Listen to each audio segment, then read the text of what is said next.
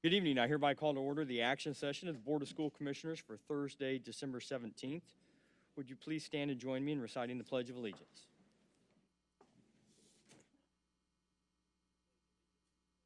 Flag of the United States of America.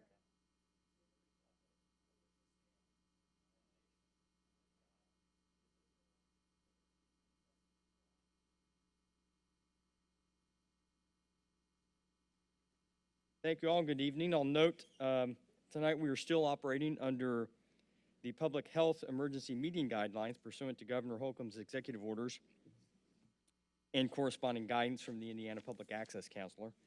I will remind my colleagues calling in to mute their microphones when they're not speaking to minimize any feedback or interference. Mr. Mulholland, would you please call the roll? Commissioner Arnold? Here. Commissioner Gore? Here. Commissioner Moore? Here. Commissioner Slack? Secretary Collins? Vice President Hawkins? Present. President O'Connor? Here. And I believe I just heard somebody dial in. Commissioner Slack, are you with us? Yes, Commissioner Slack. Thank you. We will now adopt the agenda for tonight's meeting. Reviewing the agenda, are there any requests for changes to the agenda as presented? Hearing none, do I have a motion to approve the agenda? So moved. Second. It has been moved and seconded. All those in favor signify by saying aye. Aye. Aye. Any opposed? Aye. The motion is adopted. The agenda is adopted, pardon me. Tonight, we don't have any formal recognitions. As we have moved through this, Mr. Hawkins. President O'Connor, we do have a few special recognitions, if you might hold on for a moment.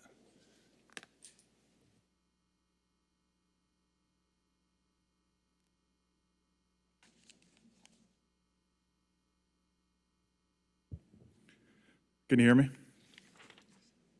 So first and foremost, President O'Connor, I want to acknowledge Commissioner Elizabeth Gore, who has served the students and families of Indianapolis Public Schools with outstanding leadership and dedication as a member of the Board of School Commissioners of the City of Indianapolis. Commissioner Gore has served beginning in July 1st of 2008 through December 31st of 2012, then again January 1st, 2017 through December 31st of 2020. In her tenure, she has served as board president from July 2010 through June of 2011, and as vice president from July 2009 through June of 2010. A little bit of secretary in there as well, and a couple others as well. So, Commissioner Gore, we have a plaque of recognition of your service to the community of IPS. Hopefully we can begin a round of applause for you.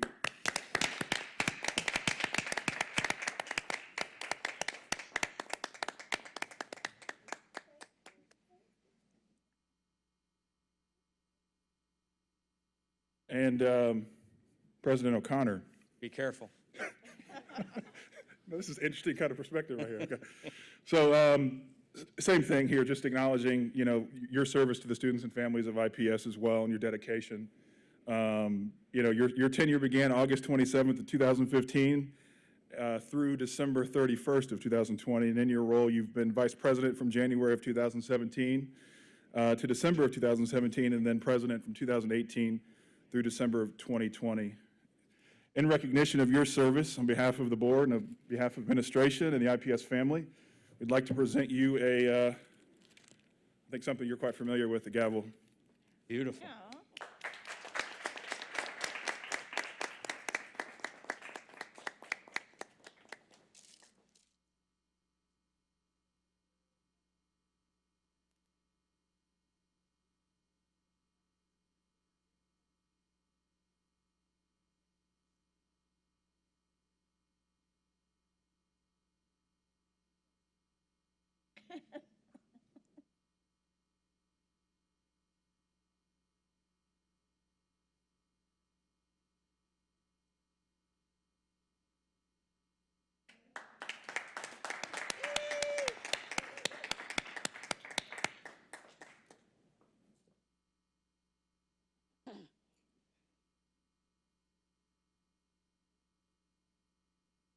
Thank you, Vice President Hawkins.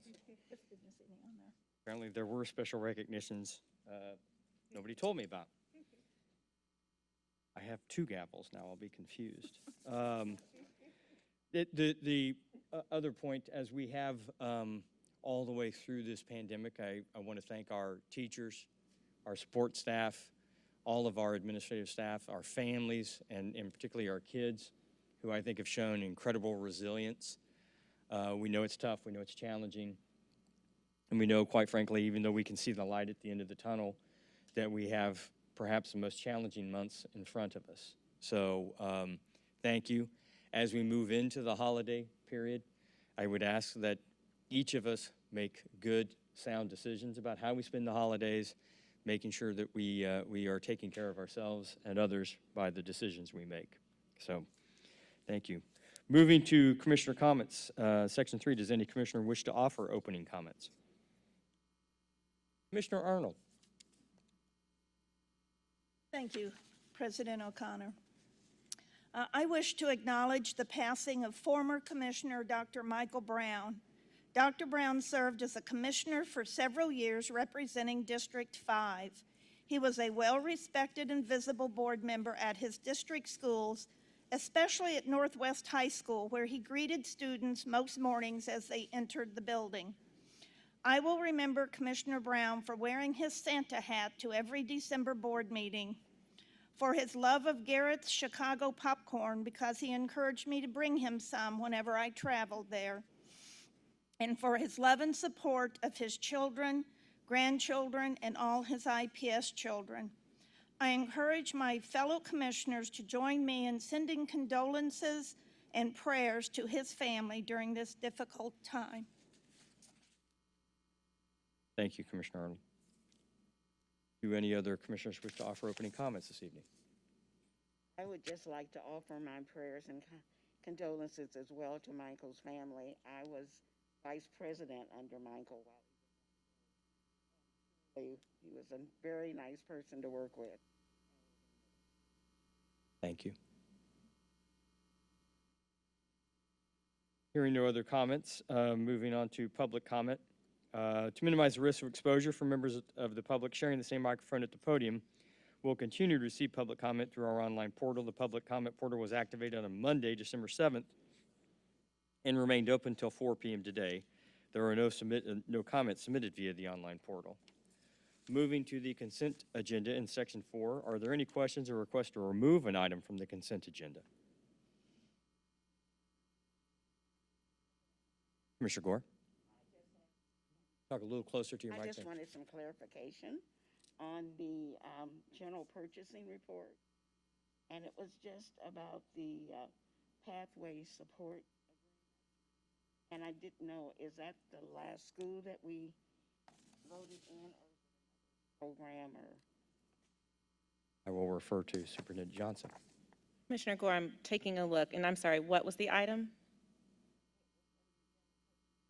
Huh?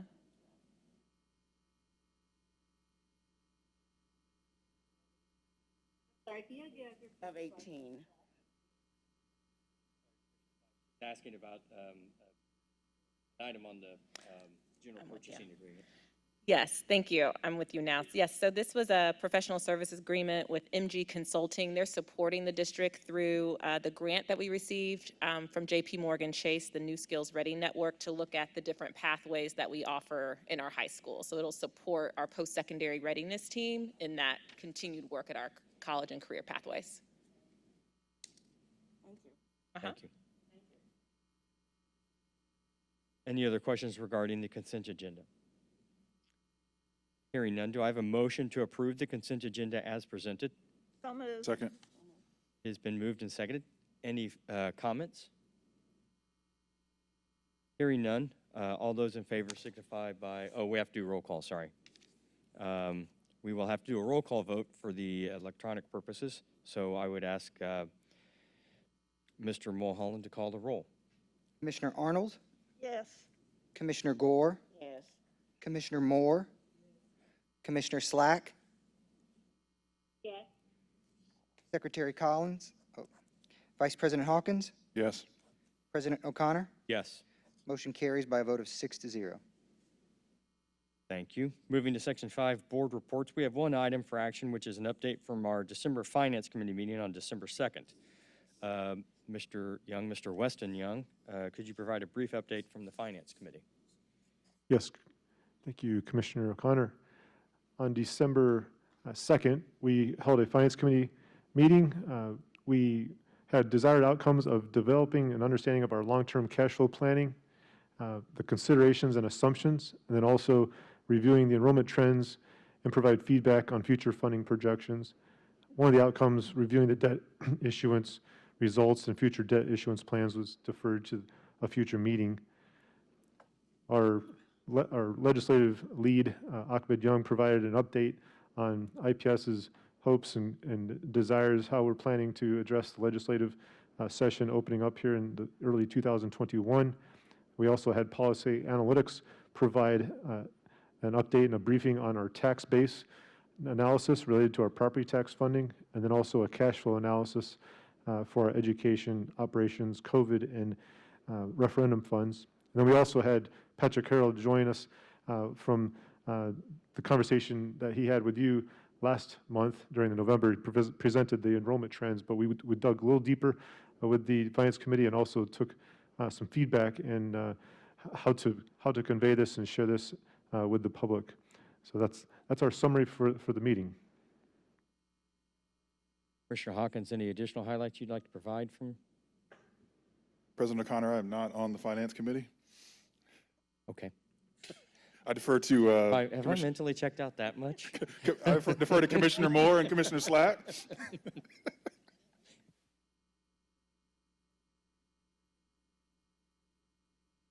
I was out of state and unable to attend that meeting. Perfect. I'll just keep my mouth shut for the rest of the meeting if that's okay. Anybody else have any questions for Mr. Young? Perfect. I will then now turn the agenda over to Superintendent Johnson. Thank you, President O'Connor. There are 3 superintendent reports to be presented this month. We will start with item 6.01, which is our school spotlight. So I'm excited to welcome Adrienne Kuchek, who serves as principal of James Garfield School 31, to share more with us about her school community and the great things that are happening at James Garfield. So I will welcome her to the podium at this time. Thanks for being with us. Thank you for having me. Good evening, Commissioners and Superintendent Johnson. I am very excited to be here. This is the first time James Garfield has ever been able to come present, so we are really excited to share all the great things that we are working on with at our building tonight.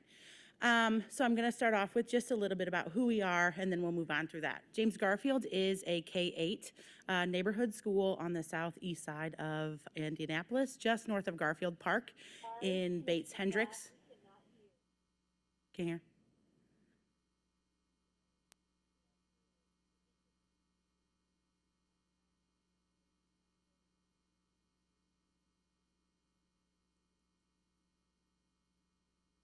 Want me to take it off? Sure. James Garfield, is that better? A little bit up? Good? Okay.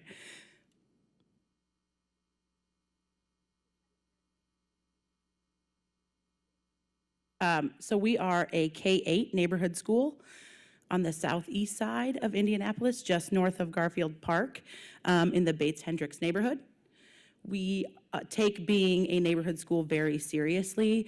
Community is very important to us, as well as just giving back and being a hub for our community and a family. I shared just a few pictures with you of what family kind of means to us at James Garfield. The lower left 2 pictures I wanted to share. In January, School 31 celebrated their golden birthday. We turned 31 years old. So in true family fashion, I purchased 450 cupcakes, and everyone in the school came down. We invited the original principal for the building. We invited Troy, Nolan Watkins. We invited old teachers. And these 4 ladies have actually been at James Garfield for 31 years. And we sang happy birthday, just as a family. Again, the picture above that is from last Christmas, but I wanted to share because family is important to us. This is a group of 8th grade students that we had without the knowledge of their teacher. They created a secret Santa so that every student could go home with a gift. It just shows the love and camaraderie that we cultivate at James Garfield. Moving on to what we've learned, I wanted to share, we have 2 major takeaways from moving face-to-face back to virtual that I wanted to share with you. The first one, if you look at that middle picture and the top right picture, those are what I like to call bucket fillers. The teachers know that I love to see students' authentic work, so they send students down to me when we're face-to-face. And you can see, to continue with continuity and keeping things as normal as possible, even with the screen between us, they still share bucket fillers with me as well. And then that lower right picture of my students in the chairs, one thing that we really appreciated with this 1-week notice is that we were able to, again, fill students' book bags with all the necessary supplies. And a lot of our parents don't have access to the type of technology we sent home. So we made sure that even our 5-year-olds knew how to log on to Teams. We were able to use that time wisely to make sure that we could get everybody in so that we weren't missing any instruction. Again, as a family, we've worked very hard at James Garfield to decrease our out-of-school suspension rates, because at the end of the day, we need students in class. We need them learning to move them forward. We have done this by giving every student in our building a voice. We allow them to advocate for themselves with a trusted adult. Whether they're right or wrong, we allow them the ability to advocate, because we think that's an important skill, and then we navigate through that conversation. We also practice peer mediation. That's very important to us. So you can see it's created a sustainable model for us. This is the 5 years that I've been at James Garfield, and these are our out-of-school suspension rates. You can see we've decreased by half every year that I've been there. And again, that's just through building that community so that students can sit down and have that conversation with one another instead of put their hands on one another or it go awry. It's just so we can positively handle and model those. As far as academics, last year we incorporated Project Lead the Way STEM curriculum into our school. This allowed students to think outside the box. It shifted their abilities to navigate through difficult curriculum, to collaborate and communicate with one another, and to make mistakes without the fear of being rejected. And these young men and ladies that you see here, in February we were asked to present at the Project Lead the Way National Summit. James Garfield was the only elementary school in the United States of America that was asked to present. And these 4 young ladies and men presented in front of 500 adults. I do have a video of that. If you'd like to see it, I'll be happy to share that with you. So community is, again, super important to us. So we wanted to make sure that even though we were moving back to virtual, we still cultivated that community without any hiccup. So 2 of our biggest initiatives at James Garfield is getting our families Thanksgiving dinners. We did solidify new community partnerships, and that's me on the bottom right, handing out 20 Thanksgiving dinners to our families, the same way we would if we were face-to-face. And right above that is our Christmas assistance program. We do that every year. This year we're helping 136 students in our building, just in general, ages 0 to 18 years old. We provide them with Christmas gifts, and with our community partnerships with Emmanuel Church, and Bates Hendricks, we were able to receive over $4,500 worth of toys and monetary gifts to buy for those students this year. Again, I am always active with my students. I'm always out in the hallway. I love being in classrooms. I love chit-chatting it up with kids. So I wanted to make sure that even though we were out, they were still able to see and hear me the same way they would, so we can still continue to build that community. So that's my daughter and I doing a read aloud to her favorite book, Always Hug a Unicorn. I still post those videos. I try to get one every week. I even have staff members now teaching our students sign language. We do have a special program at James Garfield, the REACH program for severe and profound autism, and those students cannot speak, so they sign. So this way we can have everyone in the building learn sign language to be able to communicate with them, so to break down that barrier once we return face-to-face. So I've told you a little bit about what we've done. I would like to tell you now where we are headed. Because we have culture and climate in a wonderful place, we can just focus on rigorous academics. So this year we have 3 big rocks, and our big rocks are those boulders that kind of stop us in our tracks. What do we need to focus on? What do we need to do before we can move forward? So these are the 3 items we've chosen to focus on this year at James Garfield. The first one is gradual release of responsibility that allows students to build social skills through interactions with one another in the we do portion of the lesson. It builds independence from the teacher. It's the teacher running the lesson and gradually releasing to have students own that lesson and own their learning. And then it provides explicit modeling by the teacher, because when you think about it, the teacher is the expert. So students often need to see an exemplar, and teachers just go through the process of like, this is how you do a problem, but this is really thinking, like share your thinking, share your thoughts aloud with students so they can see that exemplar, and then mastery at the end of each lesson to track that. So students know what teachers, know what they've learned and what we need to reteach if necessary. We've also focused on, we call them hot questions, higher order thinking questions, which allow students to analyze their thinking, that of their peers, and their own work. So again, it's students taking that initiative to own their education, defend that education as well, and it allows teachers to assess student depth of understanding. We have to get kids moving to owning that learning so that they can move forward and be productive and really like soak up those skills, I guess, so that they're ready to move forward in their educational paths. And then the last one is coaching cycles. My assistant principal, Dr. Gossard, and I have formulated coaching cycles this year, which allows us to improve teachers' proficiency by giving them targeted feedback, because not everybody's in the same place at all the time. We can give PDs and we can talk about things at PLCs, but that might not be where one teacher needs or where she's at. So this way, we observe, we go through a coaching cycle of observing, giving feedback, and meeting and implementing changes necessary targeted to those teachers. I'm going to leave you with my time today. We've kind of adopted a motto at James Garfield. Every time I leave my students, I give them the same message, so I would like to share that message here with you today. I tell them to remember to believe in yourself, defend your education. You are worth it. You will graduate. You will enroll, enlist, or be employed. Ladies and gentlemen, thank you for your time tonight. Thank you. Commissioner Arnold. James Garfield's one of my favorite schools in my district. We love Had you the too. opportunity to be there and attend the birthday party. Mm-hmm. And one of the things that I'm most pleased with is the way you've worked with your community. I know there's been meetings. I know your community is having a lot of demographic changes.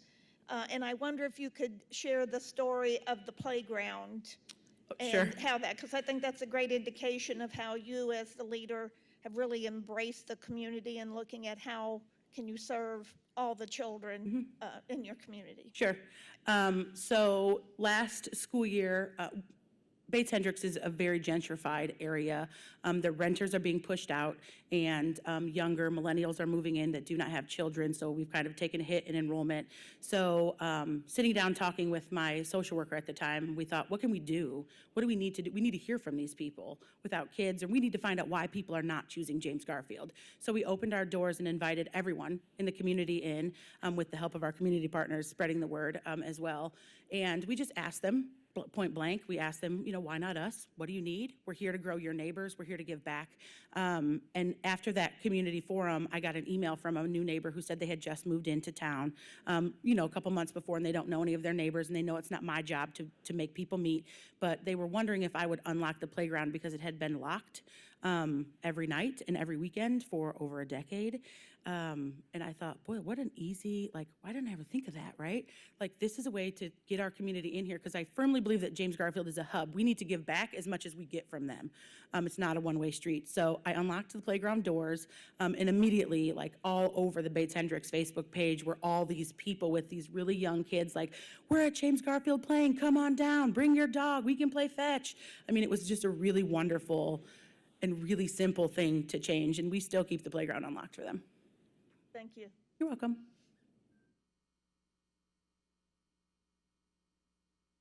About approximately how many students do you have? We have just under 300 students. We're at 298 right now. And we have seen, so my first year there, we had 527 students. So we've seen quite a decline. And what would you attribute? I mean, your drop in suspensions is pretty phenomenal, and I applaud you for that. Thank you. What would you, if you said here are the top two things that we focused on, what would those be? So for us, it was just sitting down and having students have conversations with students. So before, when a student, like, let's say someone got into a fight, our answer is just, well, they have to go home. That's what our handbook says. They come back like, you're ready to move on, right? You're ready to move on, right? We decided like, that doesn't really work, because sometimes kids come back and they're not over it. And we have to really like focus on what can we do to change that. So if we had students that got into an altercation, immediately after that altercation, there was no like, you go in this room and you go in this room and I'll get you, like, they came to me immediately and they sat in chairs with each other. And we just said like, here are the ground rules. He's gonna speak, whether you agree or not, you don't. And then we'll flip-flop, and then we would work our way through it. And most times, it's always a misunderstanding. So we would talk through that misunderstanding, and then at the end, I would say, like, if there were two boys, I would say, now you need to shake hands, because that's what men do. When an issue is done, they shake hands, so you can, we all know everything is dead, we're ready to move on. So that's how we handled it. And it got to the point where students, they always know they can come to me. My door is open at any time for them. So it got to the point where students would come down and say, Mrs. Kuchek, I'm having an issue with so-and-so. Can I talk to them? And they knew it's a safe space, it's a neutral zone. They would come in. I would prefer them to come in and talk instead of other ears listening. So that is literally all that we did. We just let students talk and advocate and say, this is how I felt when you did this. Well, this is how I felt when you did this, and clearing it up. Thank you. Commissioner Hawkins? Yeah, thank you for the presentation. And I really liked, I think it was the slide where it was slide 5 here that had all the photos of particularly the kiddos and the masks, et cetera. So I'm just, there's the elephant in the room is the pandemic, right? And that has just been, back and forth. It's been multiple iterations of instruction. And so I'm just curious from your perspective, moving forward into a spring semester, you've had a chance to be in person with students, remote with students. As you think about some of the boosts that we know our kids need going into next semester and summer and beyond, how are you thinking about that, just short term going into next semester? Because I know that back in March we shifted, and went to the remote learning approach. There have been some assessments that we couldn't do in spring, and so we're still learning and gathering data around student performance and where kids are. So I'm just curious about how you've been piling up and aggregating that data and how you're directing that into your spring plan to ensure that our kids are on track. So we've, this year, since we did get the opportunity to get that round of NWEA in, we've really used that data as a kind of a baseline, because they have lost a lot of learning time, right? So their NWEA scores have slid backwards, and so we have taken a lot of time at our PLCs just to work through like what targeted interventions do we need to put in place for kids. So those staff members that don't necessarily have a homeroom, we sit down with them, we meet with them regularly and say, hey, this is the intervention we need you to put in place in this group. These are the kids you need to pull. And with teams being able to add the breakout room now has been a lifesaver. So we just make sure that we are utilizing and leveraging every staff member we have to put targeted interventions in place, because that's really what's going to fill those gaps. For our students, they're very motivated by community, because we really, you'd be hard pressed to find anybody at James Garfield that'll tell you we're not a family. That's the first thing out of their mouths. So for them, it's a lot, they're driven by community, and I've been blessed with an amazing staff who, they show up at kids' homes to drop off Christmas gifts. They show up, oh, you don't have any pencils? I'll be there tomorrow to give it. So just those little pop-ins by teachers also helps motivate them, which I know sounds silly, but it really motivates them to continue to get on every day, to continue to push through. And my teachers have done a really wonderful job at it doesn't matter if you're sitting in front of me in a classroom or you're behind a screen, we're gonna continue as business as normal with high quality, rigorous lessons where we're modeling for students. We expect we give them expectations, at the beginning of each lesson, like, I need your camera on, I need your eyes on me, I need you focused. So we've done a really good job at just keeping the continuity the same, so we're not losing more ground than what we've kind of already lost. Thank you. Any other questions? Hearing none, thank you so much. Thank you again. Thank you for all the work you're doing. Thank Happy you, Ms. holidays. Kuchek. You're welcome. Get some rest over break. Our next item 6.02, is an update to the board on the creation of our Strategic Plan 2025 District Scorecard. So commissioners, you'll recall that you approved our strategic plan priorities and organizational values in the fall. And the next step in this work is to provide you with information on how we will define success for 2025 and the information that we will use toward that end. So I'll invite Andrew Strope, our Chief Strategy and Planning Officer, Emily Schultes, our Director of Performance, and Sharena Chang Director of School Quality, to bring this presentation to you this evening. Great, thank you, Superintendent Johnson. Good evening, Board of School Commissioners. So objectives for the convo this evening is just to very briefly revisit our 2025 strategic plan content, and then we'll discuss through the development of the district scorecard how we will track progress on our strategic priorities over the next 5 years. So we'll start with a little bit of context. We've spoken about this a number of times, but we are continuing to develop our strategic plan initiatives. So what you have seen, what you signed off on, are our values, and those are in the appendix, as well as our priorities. There are 4 of them. We'll hit on those in a minute. And then our 2021 initiatives. So due to COVID, obviously, we really focused on the work that needed to be done this year. We have already started the planning for the next 4 years of initiatives and milestones, and we will, of course, bring that to you in the next few months when we are finished with that. And so, as I mentioned, we'll have those outlined in the spring. We've also been executing an internal strategic plan rollout over the past month or so. So we have met with all central teams, I think already. That was the deadline was by January 2021, but I think we're already through that. And so that has been facilitated conversation with every team, including principals and schools. So that has been really good conversation. And then we will begin quarterly all-staff town halls starting in January. We'll do those every quarter that will really focus in on the strategic plan and highlighting key work that our teams are doing across the organization to continue to socialize what we value, here's what we're prioritizing, and the great work that so many people across the organization are doing. And then when we think about rolling this out from an external perspective, as I've shared a few times, we've held back on that just a little bit due to all of the work that has gone into COVID and just so much information flow, has happened over the past couple of months related to hybrid online learning versus in person. But we are getting ready to start to roll this out a little bit more in more detail this coming winter. So we've got community town halls that we are going to begin scheduling in February, and then we are getting some resources up on the IPS website, so that should be complete here in the next month or so. And there are, of course, other things that we will be doing over the course of the winter and in the coming years to ensure that we are having conversations about our vision, our priorities, and of course, where we want to go in the next 5 years with the public. So just a reminder of the 4 priorities for the 2025 strategic plan. And so, as we know, our vision and mission, we are committed to ensuring that every student in every neighborhood receives the education and opportunities they deserve. So to deliver on that commitment, we've identified these priorities: increase access to rigorous curriculum and instruction, promote racial equity, foster authentic engagement, and operate and fund strategically. And so now I'll turn it over to Sharena and Emily, who members of the team who have been working incredibly hard over a number of months to identify how are we going to track progress relative to those priorities over the next 5 years. So a lot of moving parts in that. In particular, we have a very unique year, as we know, with COVID. So we didn't take state assessments last spring. There's a lot going on this year relative to data, and so just managing all of that has been definitely a challenge. So much appreciation to Sharena and Emily for the great work they've done. So I'll turn it over to them to talk a little bit about the scorecard. Thank you, Andrew.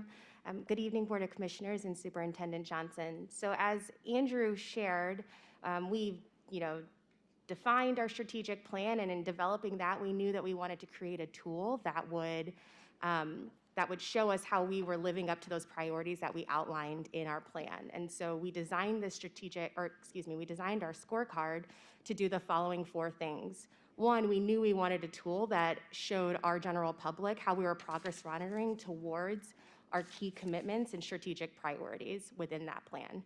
We also knew that we wanted to provide regular data updates to both our board, but also internal stakeholders to make sure that we had a universal understanding of our performance on our strategic priorities, as well as creating a shared sense of ownership across all stakeholder groups. Additionally, we wanted to make sure that we were using this scorecard to really drive our data-driven conversations and decision-making across the district, as well as setting ambitious goals for the district and all of our stakeholders to really rally around to make sure that we were continuing to strive to provide our students and our families the best education possible and that they deserve. Sharena, could I ask you to talk a little closer to the mic? Yeah, I can take my, it's a little stuck on my, my hardware too, Thank you sorry. very much. So those were the purposes of the scorecard and what we were using as we were designing it, and making sure it was aligned to these things. I'm going to kick it over to Emily, but I do want to highlight that she's going to walk through at a very high level what we have designed in the scorecard, with our intention being to come back to the board at either the January board retreat or the February work session to really dive in deep into like what the metrics say, the goals we're setting, the rationale behind them. So this is just a high level, with the intention being to share more detailed information coming soon. All right. Thank you, ma'am. Wonderful to be back with all of you guys this evening to talk about the strategic plan and the scorecard that we've been working thoughtfully on for quite some time. As both Andrew and Sharena touched on, we do have our 4 strategic priorities, and the way we've structured this scorecard is that each individual priority has a set of metrics that we have structured that align tightly, not just to the work in spirit, but also the work and the milestones that go under each portion of it. So I'm going to go through both the spirit of each of these strategic priorities and then what we've pulled in terms of metrics and data to create this scorecard. So starting off with the very first priority, which is increase access to rigorous curriculum and instruction. In terms of what this means, we see it as being about building a safe and engaging space for students to learn meaningfully in. I think the anecdotes we got from James Garfield today are a great representation of why this work is important and what we're trying to cultivate for all of our schools and make true in having this as part of our strategic priority. And obviously this matters because this is the work that we do. This is what every child within our district deserves. And we want to make sure that they have grade appropriate, rigorous, and deeply engaging content, be it in person or virtual instruction. Thank you. So in terms of how we're going to know we're making progress or getting to that ultimate plan of rigorous curriculum, we have a set of metrics here that we're laying out. We're going to look to improve student performance on assessments, both our annual achievement, so things like iLearn pass rate, as well as our interim assessment, which we use predominantly NWEA, so we'll be looking to see how students are performing on those kinds of metrics. We also want to look at how student growth is changing over the course of the year, because that is our ultimate challenge here, is to try and push student growth as far as possible. Furthermore, we want to see an increased number of our students be ready for college, career, and beyond. You'll also hear us talk about enrollment or enlisting in some of our work. We're going to be looking at that in terms of not just our annual graduation rate, but also our on-track to graduation rate. So when the student is a freshman or when they are a sophomore, what are they doing and how are we helping them in that school year to make sure they get to these different finish lines for themselves by the end of their time with IPS. Lastly, again, I think the data that James Garfield shared tonight speaks really well to this. We want to make sure we have as little interruption to instructional time for our students as possible. And we're going to be looking at that suspension data to see how prevalent that is and then use that as a way to say we are prioritizing this instructional time within our buildings and as a district. Strategic priority 2 is all about promoting racial equity. In terms of what it means, it is the big charge we've taken on as a district, both through the adoption of a racial equity policy and in the training and work we're doing on a day-to-day basis. We want to make sure, in terms of this as part of our strategic plan, that we are eliminating opportunity gaps and that we are creating both the policies and the staff and the teams that we need to not just acknowledge racial equity in our work, but also challenge and address those institutional structures and biases that we are up against working in an urban education setting. This matters because we want to live in a world and operate in a district where race is not a predictor of performance. And that is, we want to make sure that we're not perpetuating opportunity gaps and not, leaning into this culture of institutional racism. And this is part of how we're going to challenge that. So what we're going to use to measure those, or rather this priority, first and foremost, we're going to be looking at panorama survey data. It has a racial equity domain, both for parents, families, parents and families, staff members, and students. So across the board in IPS, we're going to be able to get an understanding of how we're performing relative to the racial equity mindset in our buildings. Again, we're going to be looking at suspension data to see how disproportionate we're seeing suspensions relative to different student groups within a building. And then we're also going to be looking at our assessment performance to see, is there academic gaps between different student populations? Again, trying to close close the gaps that we see right now where race can largely be a predictor of student performance. Strategic priority 3 is focused on fostering authentic engagement, so trying to engage and involve families, communities, and our students in having an authentic partnership and relationship with the district. Students and families that are more engaged are going to be more fulfilled, happier, and ultimately perform better when they are part of a larger community instead of just a child in a building or a family who sends their kids to IPS. Also, when they are more engaged, we're going to see better partnership and ultimately see better outcomes for our students. In measuring this data, we're going to be looking at increased student engagement, or looking rather to increase student engagement. We're going to be looking at attendance rates for that, because we know that who are engaged are students who show up to the building and are students who are engaged in their learning. We're also going to be looking at a similar metric where we want to increase engagement from our families, and we're going to be using a survey, the POSIP survey, to check on how we're performing relative to that with our parents. Lastly, strategic priority 4, operate and fund strategically. We know one of the tasks we have at hand is to strengthen both the efficacy and equity with which we support our schools as a central office and as a deliverer of services to our students, and also in how we allocate resources. We have, I like the way we phrase this, we have a moral imperative to make sure that we account for how every single dollar is ultimately being allocated and sent out to fund, or rather to support, all of our students and our schools in a way that is both transparent, fair, and tied to the needs of our respective populations. In terms of how we're going to measure this, we have kind of two groups of measures underneath this. We're going to be, on one hand, looking at the equity and representativeness of how we allocate funds out to buildings, and we're going to be looking at our SBA data for those. We're also going to be having a look at improving the sustainability of our funding sources, looking at our financial data that Weston and team report on. We're also going to be looking to increase stability in our student populations, both within the district as a whole and within individual buildings, because students who are invested and engaged are more likely to stay put, and when we have students for more time, we tend to see much greater outcomes for them. And so we'll be looking at some data about that within our enrollment data, both within the year and then year over year.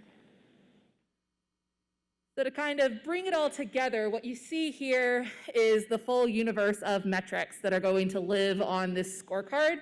Same content that were on those previous slides, but wanted to give one singular snapshot of both the success metrics we're outlining for ourselves and the data points we're going to be looking at to understand our progress on these data points, not just within the school year, but over the 5 years of the strategic plan.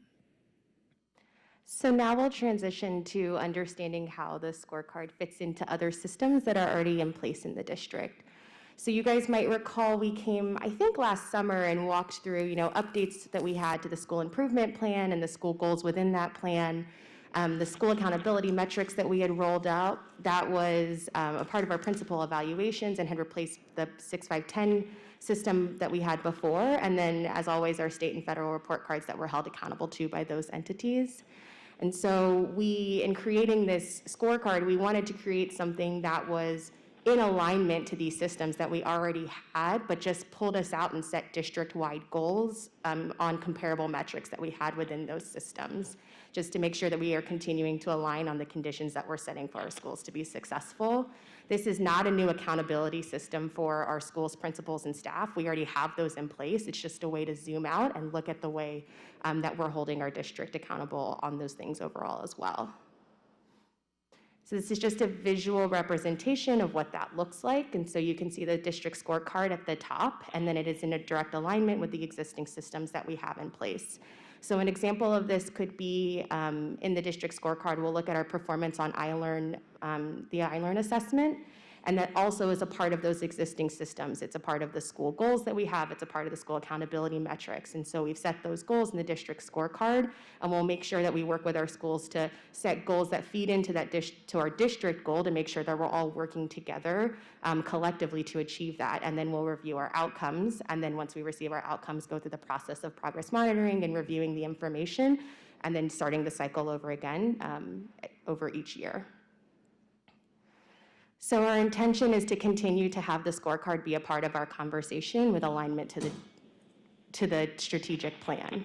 And so we are bringing this here tonight as a high-level overview. We'll come back after winter break and go deeper into the metrics and the metrics within the scorecard. And then the intention is to come to the board quarterly to share progress updates on how we're doing on each one of those metrics within the scorecard. Something we do want to note with regard to this system is that, COVID-19 has had an impact on obviously several things, and within this context, it has impacted the availability and continuity of data that we have access to. And so we acknowledge that, if these interruptions do continue, we will have to reevaluate some of the components of the scorecard because the data will show us different things, and it depends on what we have access to. And so I think, sticking with the theme of, state assessment data, we have the last state assessment data is from the 18-19 school year. We were unable to have the state assessment for the 19-20 school year, and I think the jury's still out on how this looks for this year. And so in acknowledging that, we just want to make sure we're forthcoming and understanding that COVID is pushing us to be nimble in how we approach the data that's within the scorecard, and just want to acknowledge that now. And I think with that, we are open to questions. Any questions from commissioners? Commissioner Hawkins. Yeah, thank you, President O'Connor. I guess just to make a statement, I'm very encouraged and excited about the scorecard and how it correlates to the strategic plan and goals, et cetera. So I'm very encouraged by that. I'm really excited also about the fact that we're, the discussion about a quarterly update, not only to our community, but to the board as well. And I think that's very important. And I guess I would add, which was on one of the slides, about sort of cultivating a universal understanding. And I think language is something I just wanted to acknowledge is, we talk a lot about some of these the different K-12 educational nomenclature, but sort of, I appreciate you saying, cultivating a universal understanding so that we can sort of normalize and I don't want to say simplify, but we want to make sure that we're clear and so that our entire community can understand and translate what we're actually presenting and so that it's digestible. Because I do know that schools and communities of schools want to be aware of and understand how their schools are performing as they roll up into this scorecard initiative. So I'm excited about it and look forward to the next steps.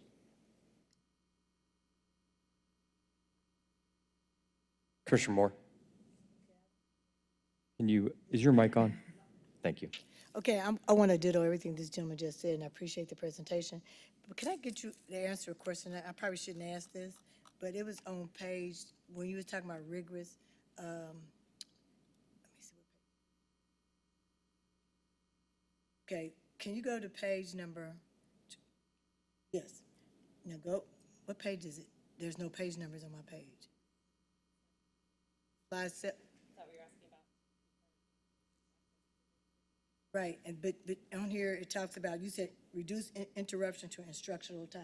Mm-hmm. And you said the data you're going to use is suspension data. Mm-hmm. Can I ask how you plan to utilize that data? Because I was trying to figure out in my mind how you're going to tie suspension to reduce interruption, other than how many times. So can you just explain to me your thinking around how you plan to use that data to be able to determine this factor?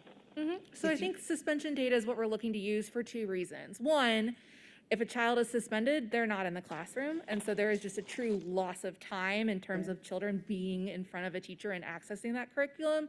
The other part too is when we tend to see higher suspension rates, it's correlated to perhaps weaker culture or more behavioral disruptions or other, it's kind of like a leading indicator where we see heightened suspensions, we see other things that are interrupting school climate and learning. And so in using it as kind of like our predictor, we're going to be able to get a sense of how much interruption is happening in a building and respond to that appropriately.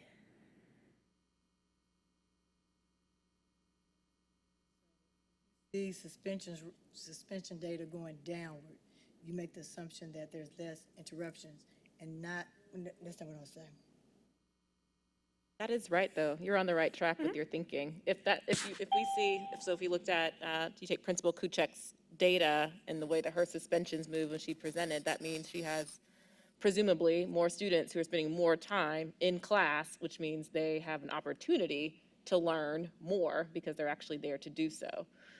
That also speaks to the overall climate of her building. There are some things they are doing to increase student engagement, increase student buy-in and investment in what's happening in school.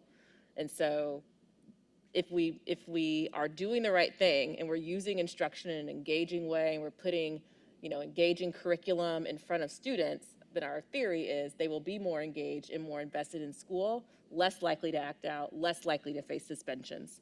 So we use that data as an indicator of there's more learning time happening and teachers and staff are creating an engaging school community. Okay, I like the way that, because I was flipping it the other way. No, you had it. Taking me to a bad place. Yep, Okay. you had it. Thank you. Of course. Commissioner Arnold. On that same slide, and again, I want to very much appreciate all the work that's gone into it, but on the increased numbers of students prepared for college, career, and beyond, and you're tracking graduation and on track, I know that we've put a lot of emphasis on certifications and moving into employment in addition to post-secondary or instead of post-secondary. Any thought to using that as a metric? Because I know a lot of our kids are doing internships and are leaving school with significant paying, sustaining jobs. So I don't want to second guess your work, but I guess when I looked at that, I just thought about all of the work and the redesign of our high schools and how a big part of that has been employment, career, and is there a way to capture that as part of this metric? So we did look at that when we were doing the design. Two reasons we didn't go that route is one, that data varies so much from building to building because there are different pathways, different emphases in different buildings on that as a route. We were trying to find something that we could consistently apply across our entire portfolio, both our in-LEA and our innovation partner schools. And so in trying to get the highest level view of the direction of the district, it was a better fit overall. One thing I will say is as we start moving towards doing these quarterly board reviews, we will be bringing supplemental information and focusing on different aspects of our district performance. And so when we do have those opportunities, we will discuss some of those extra measures. But to get the highest level, your 30,000 foot view, it ultimately was a better fit for the direction of the district that we were trying to assess here over that metric. But please know that we will be sharing and focusing on some of those additional pieces. I appreciate that. Thank you. Yeah, and I'll add on to that, Commissioner Arnold. It's a great question, and we started with so many different metrics here. Our post-secondary readiness team, to Emily's point, that is something that they track. And so we will make sure that when we dive deeper into some of these things that we elevate that kind of data. Yeah, and I think the board would all want to know what kinds of certifications, how many certifications, because I think that's one of the most unique aspects of our redesign of our high schools. And, I talk about it all the time, but I don't have I can't say X amount of kids are walking out with credentials to do any specific thing. So I appreciate that. Thank you. Any other questions? I would only add, and I think the point being made, I appreciate very much the depth of this work and the need to not be so rigidly adherent to it, knowing what we're facing, that Commissioners Moore and Hawkins and I were having a conversation earlier this afternoon, and I was quoting Donald Rumsfeld, by the way. I remember the name of the concept of, if you all remember, this dates me, but his presentation about what we have are known knowns and known unknowns, and then unknown unknowns. And the great unknown unknown is what the pandemic is going to do to our student population with regards to educational outcomes, and that we are going to have to be, the reality we're going to deal with is it's going to severely impact everybody, and that we're going to have to make decisions about how we address those impacts. And so I appreciate the comments that we have to be flexible once those unknowns become more known. I just wanted to point out that I remembered it was Donald Rumsfeld. Thank you all very much. Commissioner Slack, I know you're having trouble hearing. Do you have any questions? I do not. I really can't hear most of the presentation, but thanks for coming. Great, thank you. Thank you all so much, and they've done incredible, incredible work, so just so excited for what's ahead. All right, our next update is an update on our student records partnership. It is probably going to be one of the shortest presentations you have ever experienced. Bonus points. And so I've asked Patrick Harrell to come up and present just briefly on this partnership around student records. Yes, indeed. Unlike when you normally see me and probably groan under your breath, this will be brief and I will present you no insane data. So that's a win on both accounts. We have an opportunity that we're particularly excited about and we wanted to update you on, and that is an opportunity to partner with Parchment. Parchment is a product of PowerSchool, so it's already connected with the student information system that we use. And it also has a really great opportunity for our current high school students. Right now, Teresa Lubbers, the commissioner for the Indiana Commission for Higher Education, has decided to invest pretty heavily in Parchment. She and the commission have said that they will subsidize every student transcript request for any current high school student throughout the state of Indiana.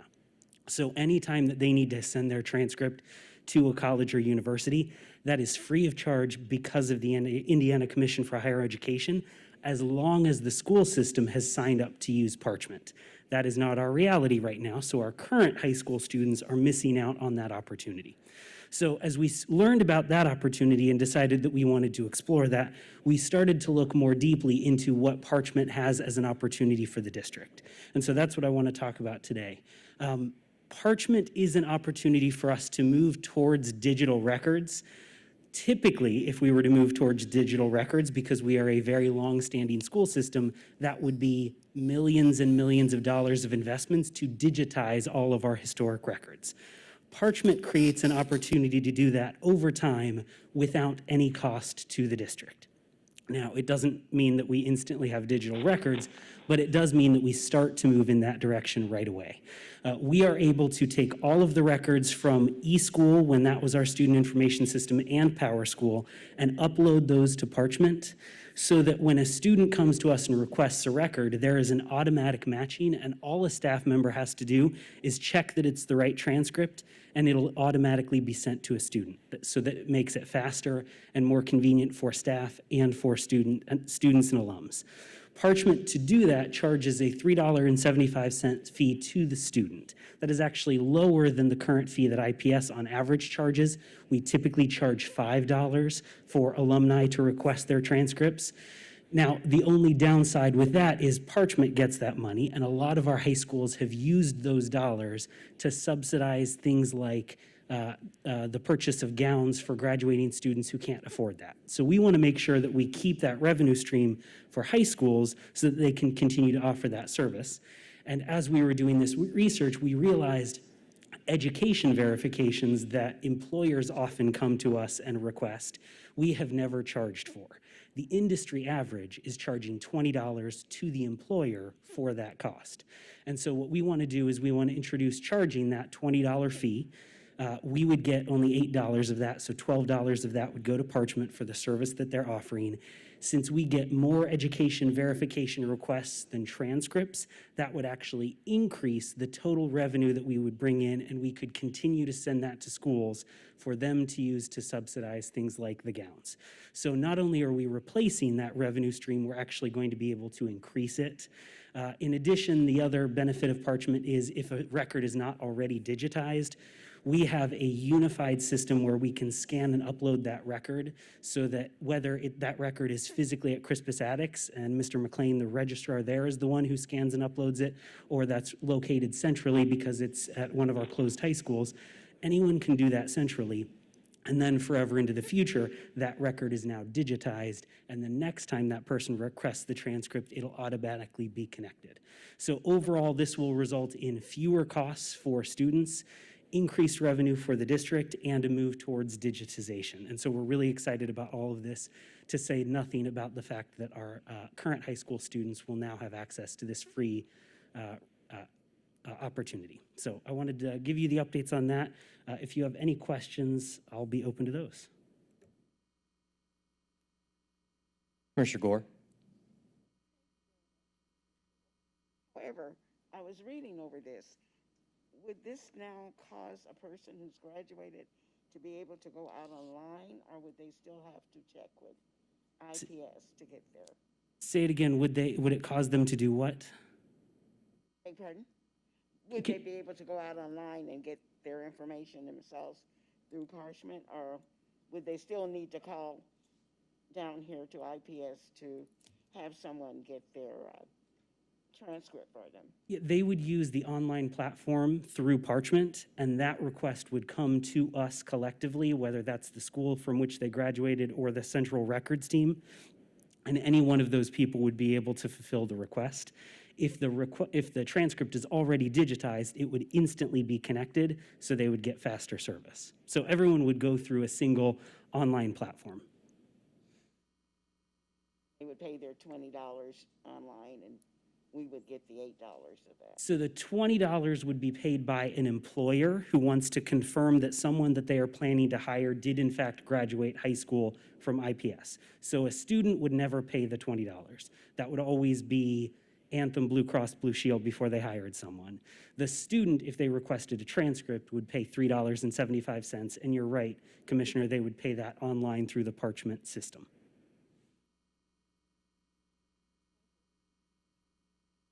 Any other questions? Thank you. I'm sorry. Commissioner Arnold, go ahead, I'm sorry. Or Commissioner Slack. Sorry. Trying to watch on live as I have questions. So, could you explain the process again? So, we're going to get $20 for the transcripts that are requested from employers, or was there a different price for that? I'm sorry, I didn't hear that clearly. Yes, that's correct, and sorry for shouting, but can you hear me now? I cannot, but I think you said yes. Okay, so if that's the case, then you're saying we're getting more requests from employers than we are from people that are asking for transcripts. Is that what you said? Yes. He's nodding his head, yes.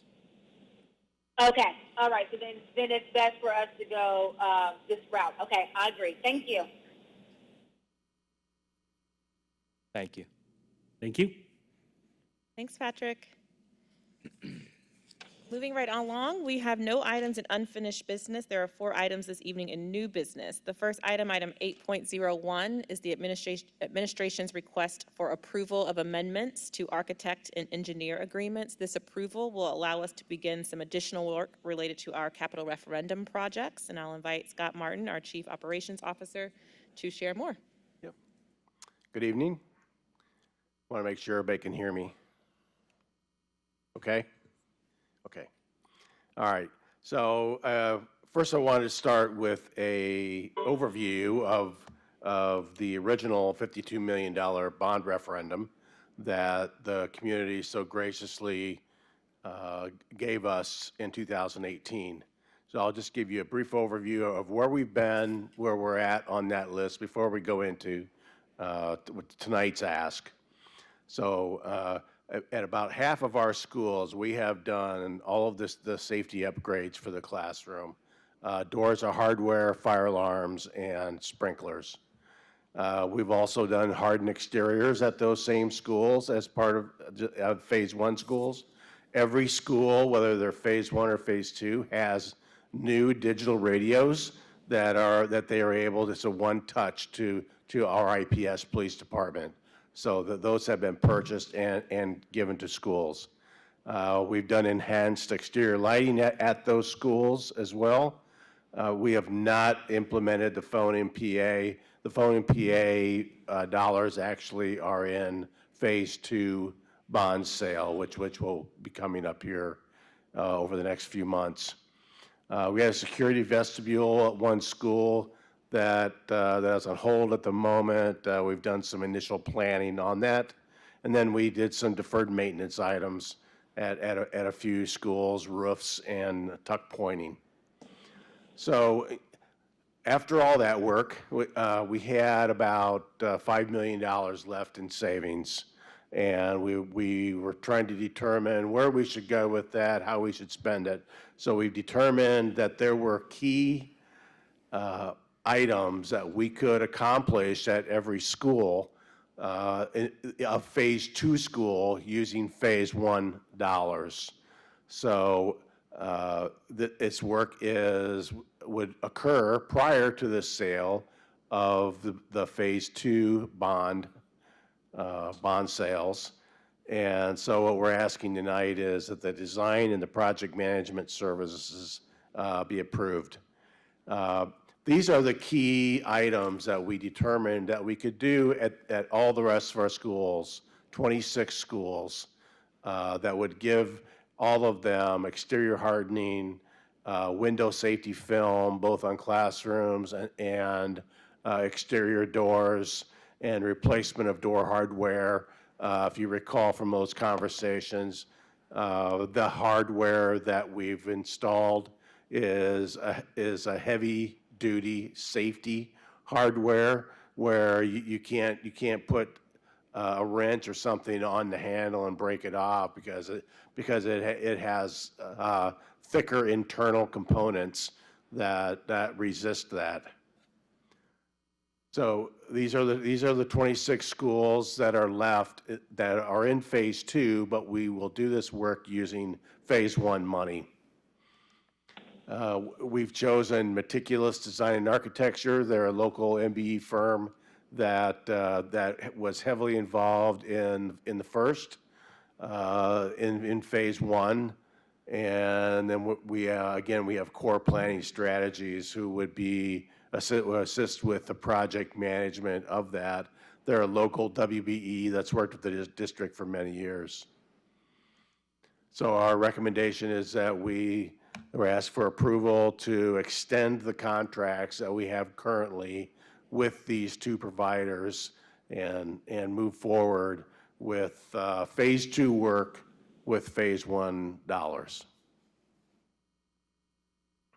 So I'm going to try to wrap it up by saying exactly what you said at the end. What we're taking is about $3 million in savings from Phase 1 to move forward more quickly on some Phase 2 planned projects, but using the Phase 1 dollars. So we're repurposing money in order to move maybe even a little more quickly on some Phase 2 projects. That's correct. Any questions? Mr. Slack, I don't know if you're able to hear or not, but I'll make sure you get the opportunity to ask a question if you have any.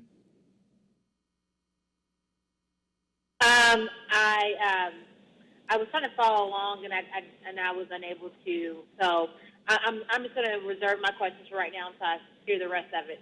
Sorry. Okay, that's all right. So having a presentation, do I have a motion to approve the amendments to the agreements with Core Planning Strategies and Meticulous Design as presented? So moved. It has been moved and seconded. Any further discussion? I'd like to recuse myself. Yes. Hang on, Commissioner Slack, Commissioner Moore, and then I'll come to you, okay, My Commissioner Slack? earrings caught. I'm going to recuse myself from voting. Yes, are you proposing on, spending the money somewhere else? I'm sorry, I seen safety in there. So what was our plan to do in the beginning, and now what do we plan on doing now? So, So I'm trying to sum up. Commissioner Slack, can you hear me speaking? I can hear you clearly. Okay, good. We can hear you pretty clearly, too. What Mr. Martin presented was that from phase one, there was about $3 million in savings.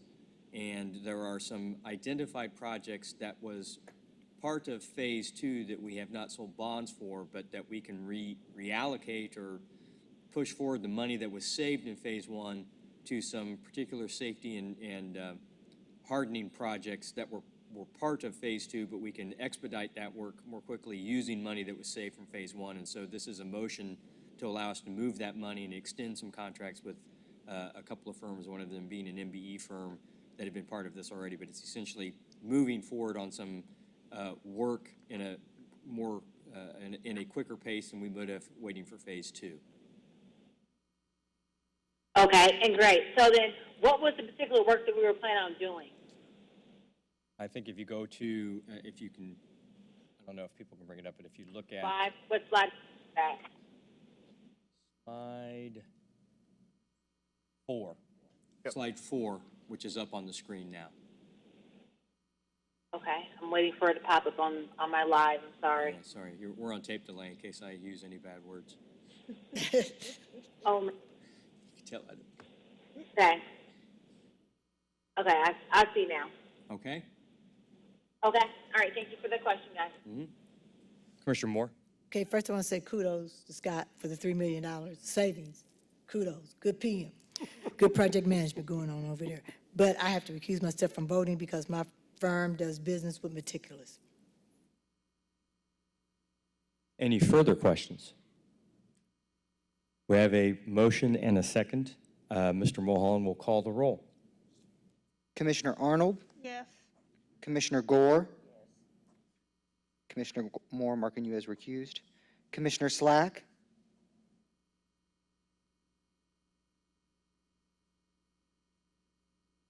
Commissioner Slack,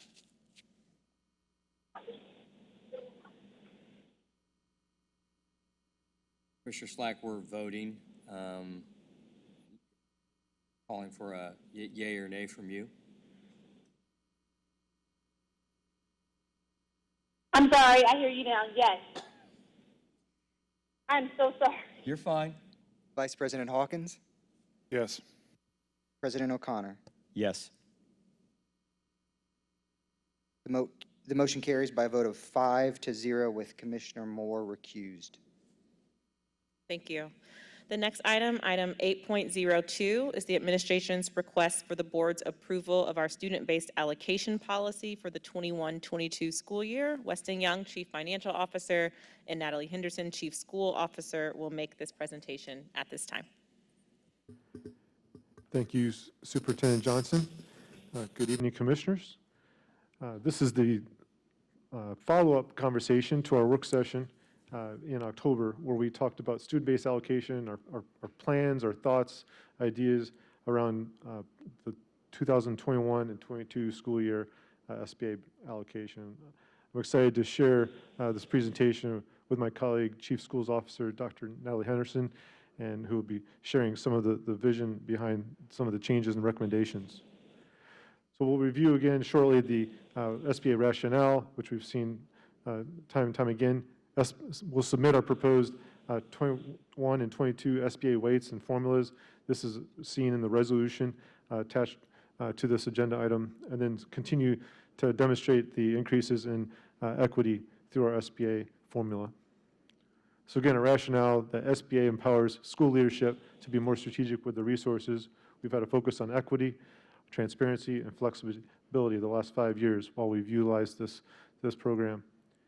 Funding terminology, again, highlighting that the term baseline formula will be used, that the SBA formula will be used, and then the determination of which of those calculations, the baseline or the SBA formula, whichever is higher, will be allocated and awarded to the school to use for the 21-22 school year. Our recommendations, and follow-up to the conversation we had previously with you, is one, to revise the baseline formula to align with the district priorities and provide schools with consistent supports. And number two, to collapse the strategic supplement. First slide I want to share about the formula and the pool is the dollars that are in the pool being $107 million at the end of this year, and how do we get to what our pool will be for next year. What you'll see there is that there is not an enrollment shift or a drop in revenue. Right now, the projection is to see the same revenue or the same enrollment as is today. So the SBA allocations are built off of the current enrollment projection based on the enrollment today in this school year. The change, though, is you'll see later recommendation on moving the assistant principals that are currently unlocked and in that SBA pool for this school year, moving those to a locked position, lowering the amount in the SBA pool to have the weighted student formula allocate resources out down to $101.5 million. The weights, we're recommending no changes on the weights. This would continue to utilize the poverty weight and the ELL weights, poverty based on direct cert percentage, and ELL based upon the WIDA scores for the 4 different levels of WIDA scores. When we talk about baseline and the shifts there, we're looking at restructuring our assistant principal allocations. So currently, assistant principals are in our baseline formula, and we're proposing that the assistant principals be a locked position and outside of the baseline formula. I'll turn it over to Dr. Henderson to share some of the rationale. Can you hear me? Okay, great. So part of the academic rationale, the presentation around our strategic plan and the scorecard highlighted some of the initiatives and our priorities in strategic priority number 1, increase access to rigorous curriculum and instruction. We have set very ambitious milestones and goals for what we need to accomplish within our schools. And so this slide shows a kind of a visual of a balance beam of what a typical assistant principal would do in a school. We have a number of schools who don't currently have that position. As we attempt to deliver the goals within our strategic plan, the principals need assistance in school instructional leadership. And so if you think about the items on the left-hand side of that balance beam, those are the core tasks that really drive instructional improvement in a school. That being said, we know that there are operational things. There are buses, there are books, there's discipline to deal with. If you are a principal without an assistant, you are doing both sides of that balance beam, and in the time of COVID, those additional responsibilities. We recognize that there are some historical reasons that schools have not been able to due to the baseline or how positions may have been utilized before. But what we want to do is set or reset expectations for that shared instructional leadership so that those strategic initiatives in SP1, specifically 1.1, 1.2, 1.3, and 1.4, the principal has increased bandwidth for that instructional leadership from the monitoring, the support to make sure that we can hit those milestones at the end of Strategic 2025. Then another rationale for this change is from the HR perspective, where assistant principals have a 2-year administrative contract, and because of that contract being 2 years, this position it really has less flexibility and is not positioned well to be a role that's within an SBA context. So again, you see the locked resource recommendation for different levels and number of students in a building. Pretty much every school getting at least one assistant principal. There's a category there of 700 to 1,600, whether it be a couple school types that would receive 2, and then our largest schools primarily focused around Arsenal Tech having 3. Related to the strategic supplement, our current supplement is set up as a not to exceed $2 million. We've allocated 1.6. We talked about that in detail during our work session timeframe. Through the modeling and recommendation of our team, we're looking at utilizing $500,000 of that supplement to assist in funding the locked resources of that assistant principal allocation, and then also collapsing the remaining portion of the strategic supplement. We believe this move pushes our teams to make the decisions about mobility and other needs that arise through a school year to push that decision earlier and have those conversations earlier with their team. We also focused on equity. We want to highlight this slide that shows the move in equity. One, just on the funding level of schools. You'll see that jump in that 2021, 21, 22 timeframe. That's a direct impact from the operating referendum. So one, more dollars going to schools and with principal and school leadership decision making. The other piece is managing and monitoring the differences and the variation of that funding. And so the initial stages of our SBA allocations were to really raise those who would potentially be overfunded just from the way budgeting was done, and those who had been underfunded or under-resourced, to raise those to a baseline, okay? We had transition adjustments and everything. We're there on the transitions, we've transitioned. Now we're looking at, really trying to look at why variation exists, and so the weights, the strategic supplement, the baseline formula is one that we continue to hone in on and try to say, if there is variation, we should be able to explain that, and that's through our formula in a strategic way. The last two slides highlight what is captured in the resolution that we're asking you to approve tonight. You'll see many of these talk about no change. So when it comes to weights, no change on those not to exceeds, those numbers, those percentages. But one item on this first slide is the reserve, where we're saying no strategic reserve. On the second slide, you'll see very little shift there, and we are at this point presenting the resolution for your consideration.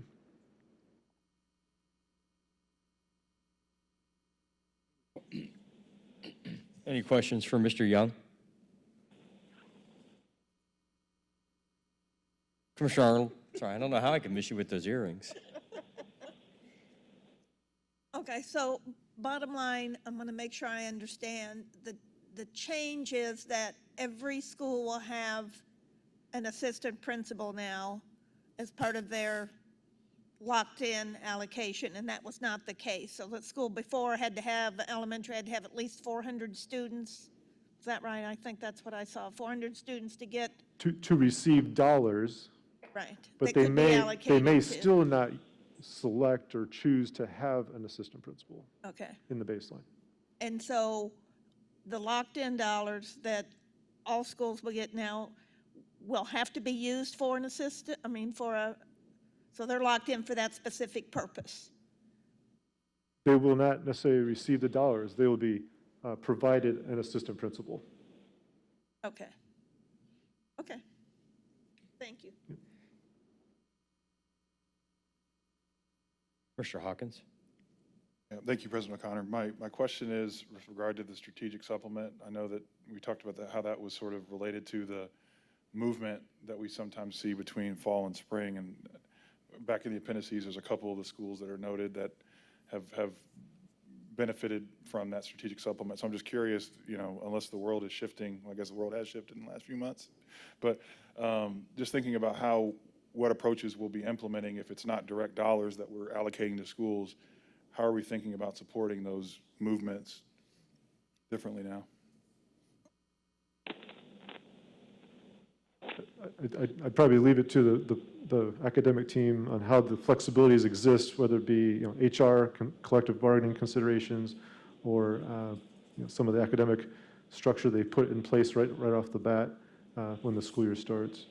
I think, and I'll let Dr. Henderson chime in as well, but essentially it's going to be those conversations that are happening, in spring and start of the year around how a school is planning and how they're designing and how they're kind of making plan A, plan B, because there won't be that supplement to help sort of soften. And so schools are going to need to be even more intentional about anticipating and planning for what may be shifts that come.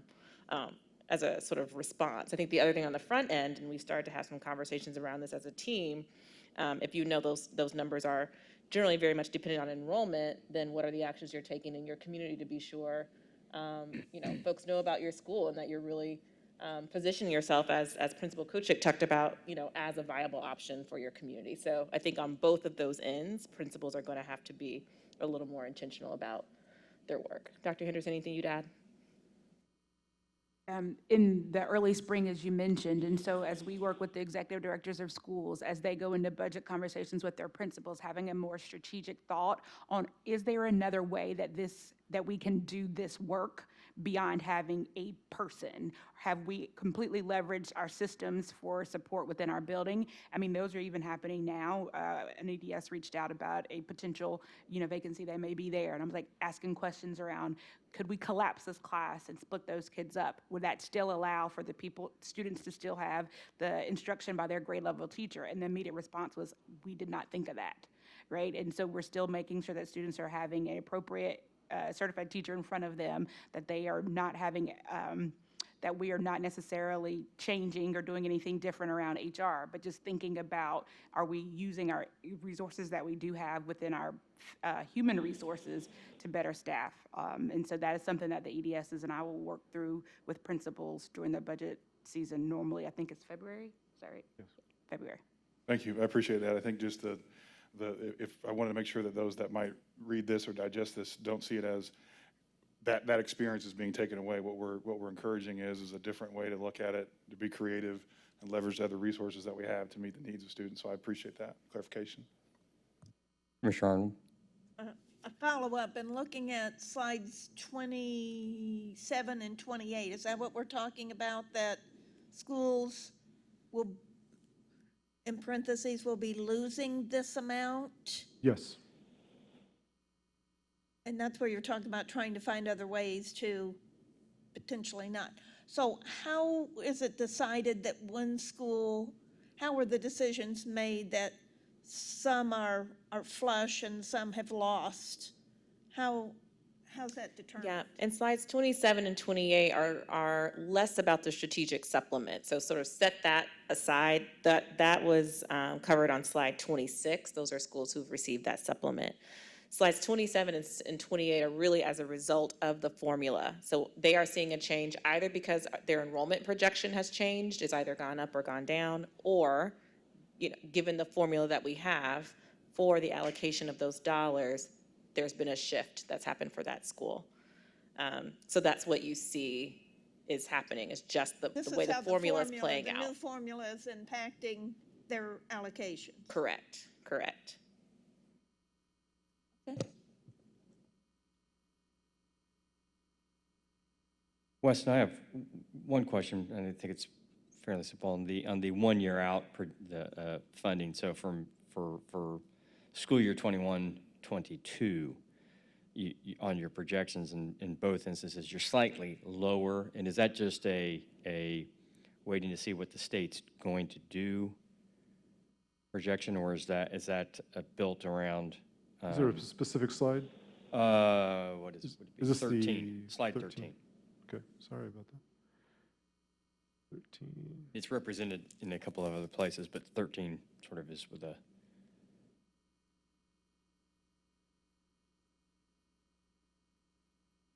Yeah, the projection that is in place is an enrollment shift of no enrollment shift for the district. And right now, an income, like a per pupil to the district, no change as well, which I think is starting to align with some of the feedback that we're coming and seeing out of the revenue forecast, Right. coming out of the State House. So that's a very positive thing. Yeah, That break even would be positive at this time after the year we've experienced. But yes, there are potential shifts. Yeah. If we were to receive more dollars, hopefully we'd iterate in the spring, and That's the question I was really asking, which is we're primarily being conservative with that. Yes. Oh, yes. Yeah. Yes. My instincts are rarely to go conservative, but on this one, I think you're probably right. This is Commissioner Slack. Yes, Commissioner Slack. I did have a question. So about how many of our schools were actually using the allocation for the actual assistant principal? Like how many schools are actually using it for that? And how many schools were like actually using it for something other than that selection spot? I think you have those numbers, right? Yeah. 33 of the district managed or direct managed schools had at least one assistant principal. There are 10 who don't currently have. In terms of how they may be using the dollars differently, some may have not even had the dollars to do a different position, or deans, culture climate specialists. Those are some of the ways that they show up in other schools. But to answer your overall question, 33 have them. There are currently 10 who don't. I'd have to go school by school of those 10 to see what position they may have picked, if any at all, of deans or culture and climate specialists. Okay, I think I heard you. I think you said that there's 10 that were not using it, correct? Correct. Thank you. Any further questions? If not, oh, I'm sorry. Commissioner Gore, I apologize. That's okay.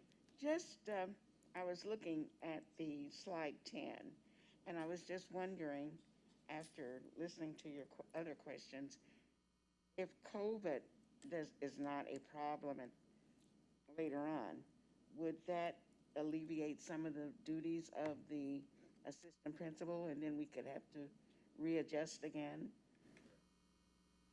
No, ma'am. COVID was an additional thing that happened because of where we're at, but the instructional leadership that is necessary, the cycle of classroom observations, the feedback within 24 to 48 hours, the review of lesson plan, the attending of PLCs, the attending of coaching, doing coaching cycles, some of the things that Principal Kushnick set up.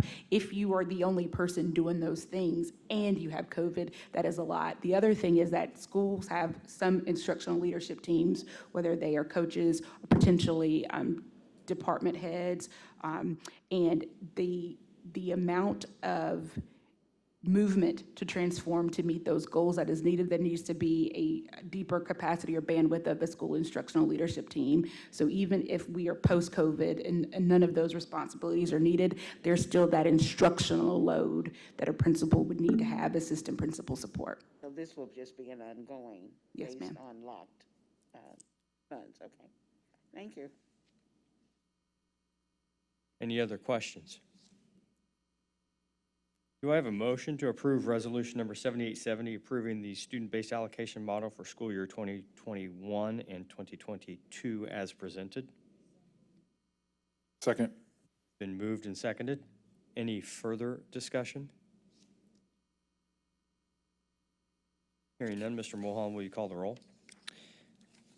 Commissioner Arnold, Yes. Commissioner Gore, Yes. Commissioner Moore, Commissioner Slack, Yes. Vice President Hawkins, Yes. President O'Connor. Yes. Motion carries by a vote of 7-0 with none opposed. Thank you. The next item, item 8.03, is the administration's request for the board's approval of a fleet management contract to Enterprise Fleet Management. Presenting with more information will be Scott Martin and Zach Mulholland. I will turn it over to them at this time. All right, here we go again.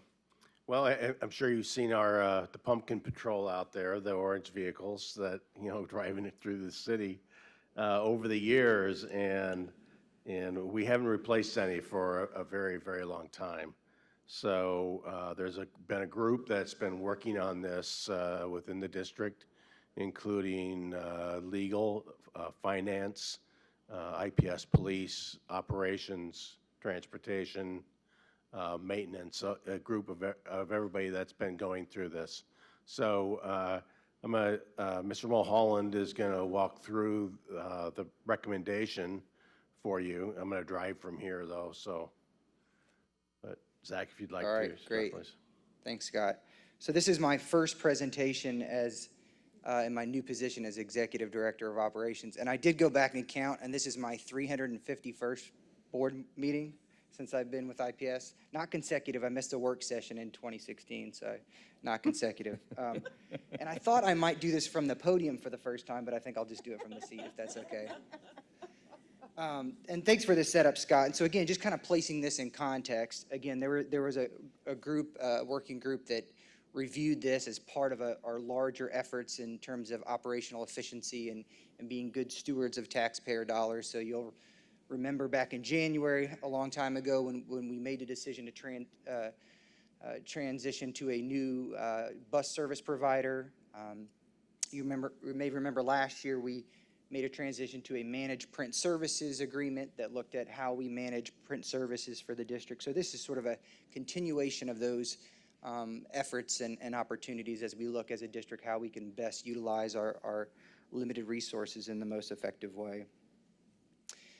So I'll start with the end here, which is the recommendation is that we transition to a managed fleet services contract with enterprise fleet management.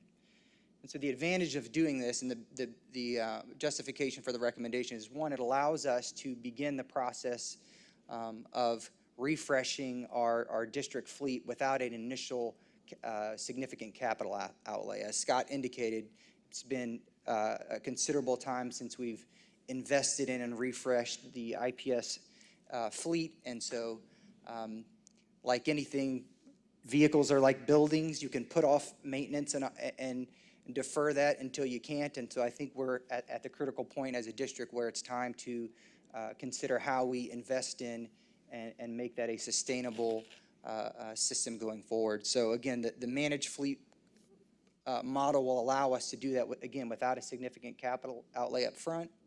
Allow us to capitalize on increased fuel efficiency and reduce maintenance cost. Again, it allows us to be proactive. Currently, we're in a position where unfortunately, we can't predict when our vehicles are going to fail, when mechanical failure and catastrophic failure sometimes of the vehicles takes place. And so this allows us to be proactive in terms of our investments and supports of our fleet. And then again, creates budget stabilization and some predictability around how we're investing in our fleets. So just kind of a quick review of the current conditions. Currently, IPS owns and operates 133 vehicles. So think IPS Police. Scott indicated the pumpkin patrol, the orange vans that you see all over the city of Indianapolis, and then our food service department. So of those 133 vehicles, 97% are over 10 years old. In fact, we only have 3 vehicles that are less than 7 years old. So we have some purchases that were made in 2013, but nothing in the last 7 years. 36% of the fleet is over 20 years old. And I don't know if anybody in the room is driving a 20-year-old car, but vehicles are mechanical systems, and they have life cycles, and I think we're at a point where many of those vehicles are at or past their sort of normal useful life cycle. So again, you'll see some data on some of our 2019 data with regard to maintenance and fuel. And again, as I said, some of these vehicles, as you'll see on the next slide, Scott, you want to advance it here? So I took some pictures. I wanted to present just sort of the current state. These are the famed Pumpkin Patrol vans. And this particular van makes me smile every single time I see it drive by, or when I see it when I come into the Ed Center. You'll look on the bottom left picture on your screen there. There's a picture of smiling children. I put an arrow, a blue arrow pointing to the upper right corner. That is my friend Simona, who was a classmate of mine at Arsenal Tech. So I will be celebrating my 20th high school reunion soon. And so Simona was 2 years ahead of me. So I know at the very least, and you can't see from the picture, but Simona still has her braces on. So I actually did reach out to her and said, hey, Simona, how old are you in this picture? And she thinks she's 16. And so she currently has her son is in college, and I think she just celebrated her 39th birthday. Probably shouldn't say that in a public meeting. I'll have to apologize to her after this. No. Going to get a text message here in a minute. So yeah, thank you, Scott, for moving on. The point being, some of these vehicles are very, very old. And again, some of the fleet, the current 133 fleet vehicles, some of that current fleet size is a function of the fact that we cannot predict when mechanical failure and unplanned maintenance is required. And so we are operating a fleet that probably has 25 to 30 vehicles in excess of what our normal operational needs are because of the fact that we need some of those reserves and backup vehicles to ensure that we can continue to operate on a daily basis. Again, this is a mock design option of what the new iteration, the next generation of the pumpkin patrol might look like. And I think it was Commissioner Gore that asked about the orange vans and how much you appreciated sort of the branding and the recognition of those vans as you drive across the city. And so we will continue to have, again, the new myIPS logo and not several iterations of older logos. So continue that sort of tradition of the orange vehicles, and those are important sort of icons throughout the city, and they allow our classified employees to support our operations throughout the city. Just briefly reviewing some of the financial analysis for the recommendation. Again, based on a implementation of 5 years for the initial refresh, and then looking at the subsequent five years of refresh, we're projecting approximately $3 million. And it's important to note that that $3 million in savings is as compared to the alternative, which would be a historical purchase of new vehicles. And so obviously, if we didn't buy vehicles, you can save by not buying new vehicles until you can't. And I think as a district, we're at the point where it is critical that we begin to think about how we strategically and efficiently start to refresh the fleet. And so again, $3 million projected savings over 10 years based on this model. A projected 20% decrease in fuel efficiency across the fleet after full implementation, after that full refresh takes place in the 5 years. And then again, a 90% reduction in annual maintenance costs after we've refreshed the fleet in year 5. And so significant savings with regard to reduced spend on maintenance. And the recommendation, again, is to award a service contract to Enterprise Fleet Management. Normally, in something like this, we might go through an RFP process where we do a formal bid, we do solicit bids and review those.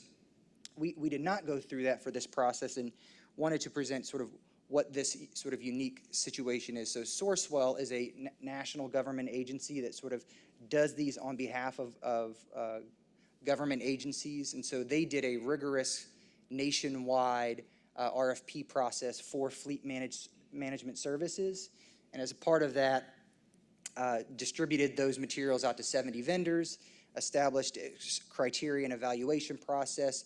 Based on that analysis, evaluated, ranked those responses, and then awarded a national fleet management services contract to Enterprise based on their scorecard and evaluation. And so I know several, actually many local governments and municipalities, school corporations in the state of Indiana have utilized this same process, utilizing that same Sourcewell fleet management services contract to engage Enterprise in a similar managed fleet model. So finally, just what we're asking for tonight again is to approve the award letter to Enterprise Fleet Management, to accept, again, that Sourcewell contract that we can take advantage of, so approve an award letter to Enterprise Fleet Management, and then to authorize the administration to move forward with the process of confirming and approving the master equity lease agreement, the maintenance and fleet rental agreements, and then any other necessary forms and documents to move forward with it. The one thing I wanted to point out about this is the implementation plan that has generally been laid out as a 5-year refresh model, but nothing in this will obligate us to either purchase, so in terms of how aggressively or conservatively we implement and execute on this, that will always be at the discretion of IPS. So we're not committing to any timeline or time frame in terms of what that refresh looks like. And the other advantage is there will be a maintenance and fleet rental agreement Patrick Brower, Catstopper Millet. That allows us to manage and review all of the maintenance costs that are associated with the fleet. And so even on the non-refreshed leased fleet, enterprise will again manage and give us the ability to track and monitor our annual maintenance spend on those vehicles. So I think it gives us greater insight and transparency into the dollars that we're spending on the fleet, and just creates another level of data and sort of rigor in terms of insight of what our capital spend is with regard to fleet maintenance. I think that's the final slide, and I'll take any questions if there are questions about the recommendation or the proposal. Do I have any, Commissioner Hawkins? Well, great presentation, great work. I just have to ask the question, I mean, first of all, $3 million over 10 years, 5 years or 10 years, I'm sorry. 10 years. 10 years. Yeah. That's great work as well. Looking at one of the slides here and the new pumpkin patrol, or the future of the pumpkin patrol, and I see design option 1, so that makes me think there might have been other designs. How come we didn't see those in the presentation, I guess? Great. There are other options, yes. Yeah. This is, there's a 3500 van, which is a larger sort of extended van, has a similar design on that. We also have the designs for the IPS police, and so I'm happy to share those if you want to be part of a working group that evaluates some of the wraps on the vehicles or that, but. Maybe since you're not on the finance committee anymore, you can use that spare time to be on that. That sounds like a finance committee topic, though. Right. And that's not, we haven't, this is not final approval, so this is an option that's available to us, obviously, depending on what that first tier, that first refresh will look like, and we're likely to prioritize some of our police vehicles, I think, in that first refresh.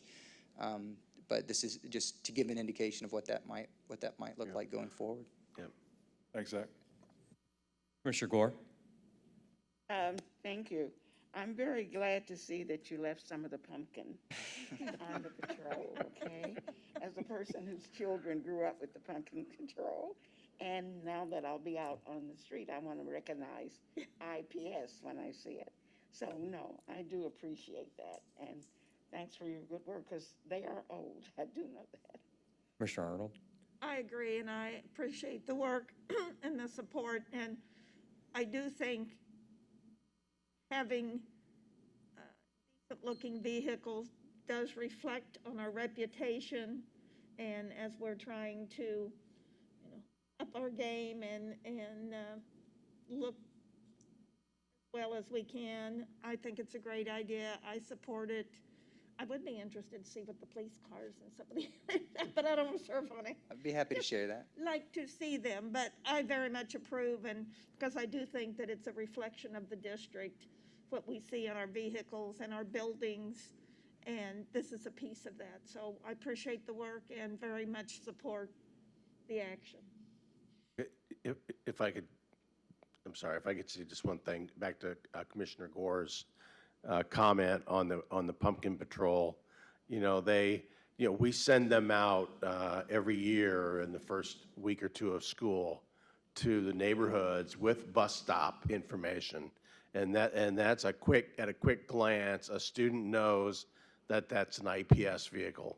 So, to me, that's a lot for safety of our students. Unfortunately, what you're seeing here is a wrap. I've been told that orange vehicles don't resell very well. So we'll make sure that we maintain that predominantly that color, but it'll be a plastic wrap. The good thing about that is that we can put anything we want on it. The strategic plan, job openings, anything can be put on that to advertise and better promote the district. Thank you. Commissioner Moore? I just have a couple questions. So if we say that we think we're going to be able to save $3 million, do we know the value of this contract already? That was my first question.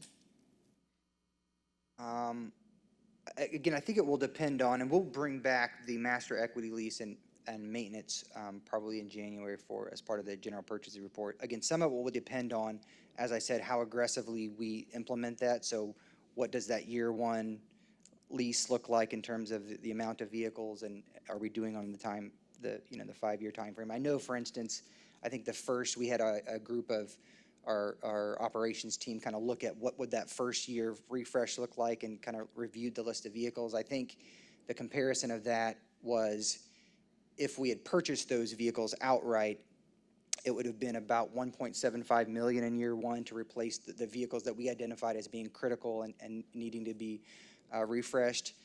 I think the lease, year one lease of those was $312,000, I think would be that year one. So again, 1.4 million or so in terms of the lease model over if we were to purchase outright those vehicles. So again, the exact numbers, we can bring back some updates in terms of what that year one refresh will look like, but it will depend on how aggressively we pursue that.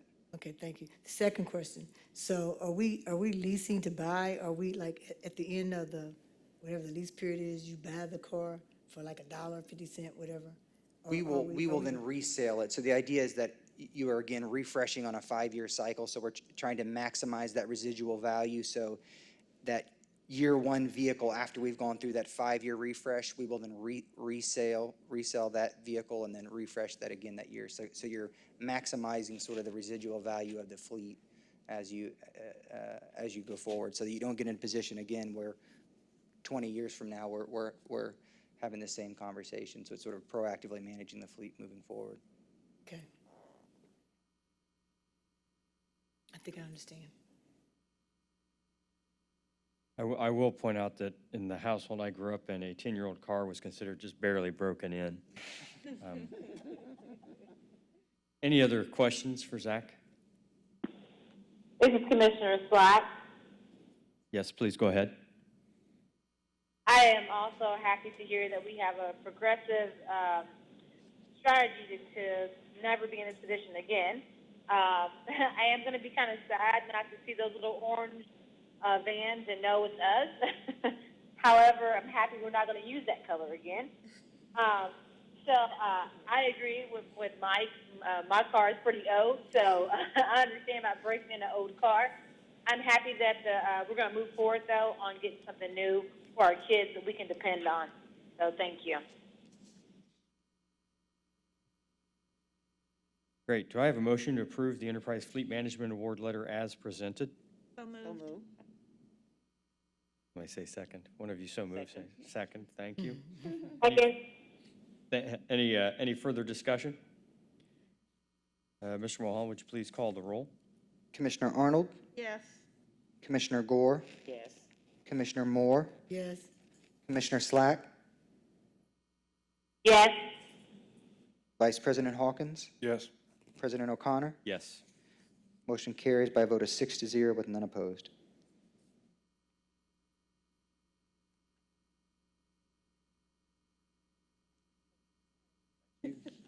Last item, sorry. Last item is item 8.04. The administration requests the board's approval of the district's participation in the PERF My Choice Retirement Plan. Mindy Schlegel, our Chief Human Resources Officer, and Weston Young, our Chief Financial Officer, will present more information on this topic.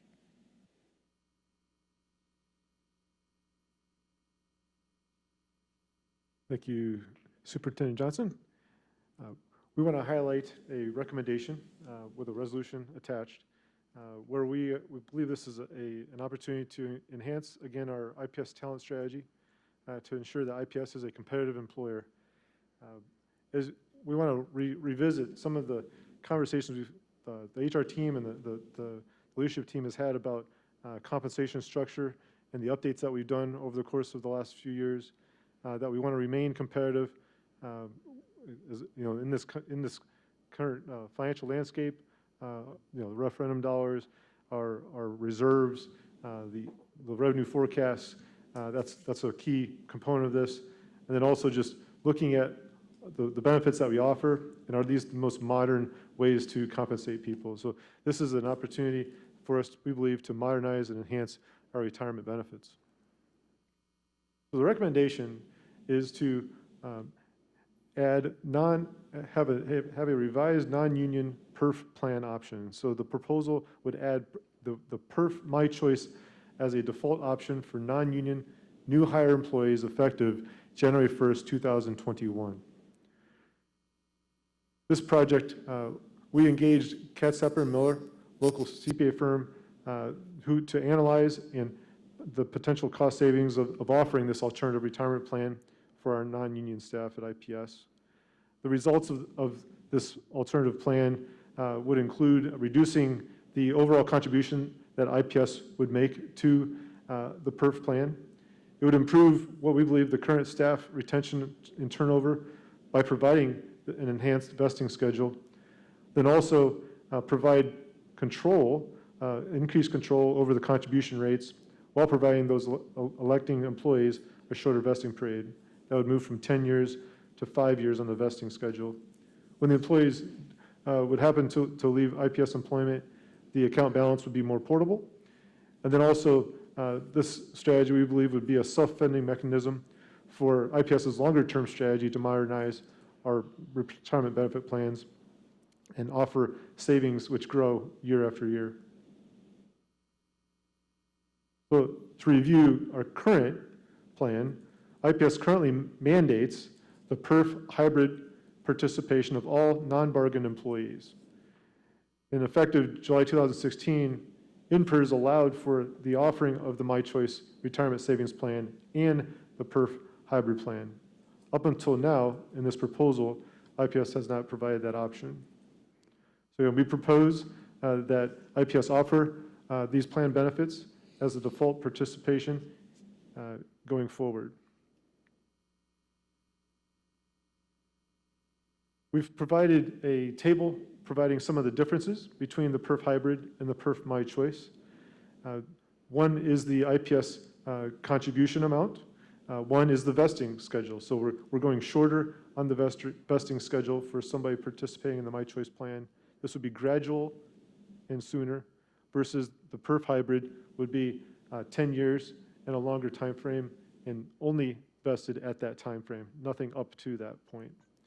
What we believe, this would be a lower cost in the long run for IPS than what we currently provide. And we believe with the changing labor market and the people and the future employees of IPS, that it is potentially more attractive to staff looking to have strategic investment in organizations like ourselves, and potentially would be shorter tenured staff. We provide an illustration of some of the costs in the framework of savings investing. So we have an example of a $45,000 salaried employee with a PERF hybrid option, where IPS would contribute 14.2% on an annual basis. You see that over the course of the 5 years, there would be no vesting for that employee, but after 10 years, they would be fully vested. Whereas that same employee, IPS would contribute a lower amount, and after 5 years, that amount paid would be vested for that employee. And then in the 10 years, another fully invested benefit. So with the next steps, we're asking the board to adopt the resolution attached to the agenda item. We would be, following approval, confirm the receipt and delivery of that resolution to INPERS. This is a resolution that is specifically stated, pretty much all down to the exact wording, check the box type of resolution that they require. We make sure that they get it so that effective January 1st, 2021, a new hire would see this in their employee benefits materials through the hiring process and the onboarding process. The last thing would be for our administrative team to set up the appropriate back-end setup in the deduction and payroll files. At this time, willing to answer any questions. Commissioner Arnold. Remind me which employee groups are eligible for this. And I know that was part of the discussion, and we talked about adding somebody else. So who all will be able to benefit? First of all, it's anybody who is hired after January 1st, 2021, and then also would not be in a bargaining unit. So somebody who is not an employee of IEA and an employee with AFSCME. So if they're a school secretary, they're eligible. Correct. And a principal? Correct. Sorry, Mindy.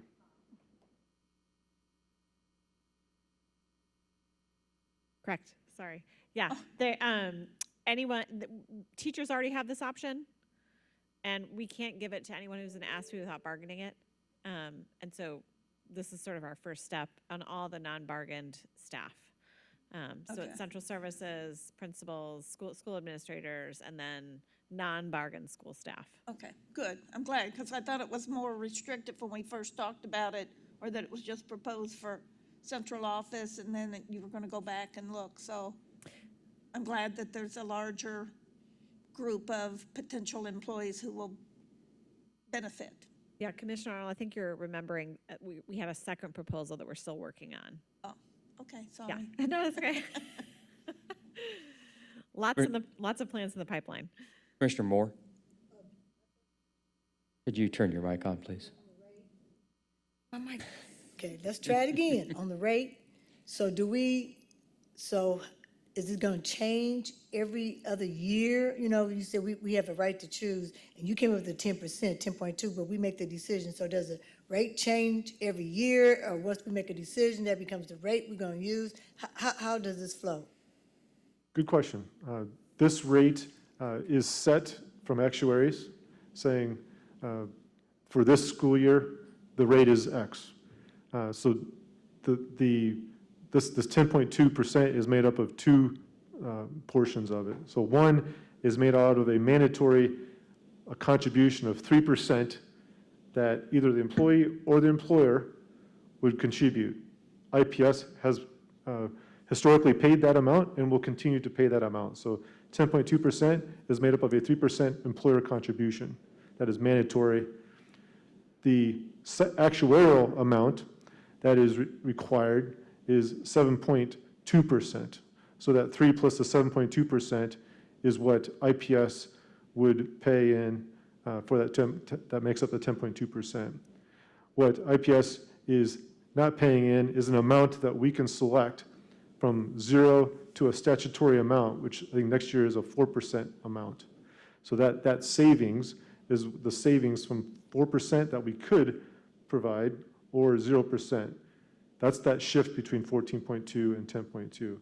But those amounts, the 7.2% that we are paying, that could change based upon actuarial tables and what the state would require us to put in. So these are basically the non-elective portions that we are paying in. What we're providing is on the elective amount. What we plan to do is come back with some additional opportunities to invest that in new retirement plans for one, our teachers and our AFSCME employees and the rest of our team. And Weston, that actuarial amount is determined on the basis, if for those folks who are my age or maybe older, we remember the unfunded pension liability of the PERF and the TURF funds, and that actuarial amount is to aim to keep the state out of that unfunded liability, is it not? Correct. Yeah. Commissioner Slack, do you have any questions? No, I don't have any questions because mine was around the other proposals that we're working on. So, no, I do not. I do have some comments, though. I'm happy that now that they will be invested after 5 years. So I'm glad to pull that out, and I'm glad it's opened up to everyone. So thank you guys and the team for your work. Thank you, Commissioner Slack. Just to be specific, so what we're proposing isn't a change in the end from a defined benefit to a defined contribution plan. This will still be a defined benefit plan for the beneficiary. Correct. Thank you. Any other questions? Do I have a motion to approve resolution number 5277? So move. Approving, well, look, you were quick. I appreciate that. Approving the PERF retirement plan as presented. Sorry, my mask got in my eyes. Sorry, I got ahead of you. Should I do it again? Yeah, So we moved? did have a motion. I second. It has been moved and seconded. Any further discussion? Mr. Mulholland, would you please call the roll?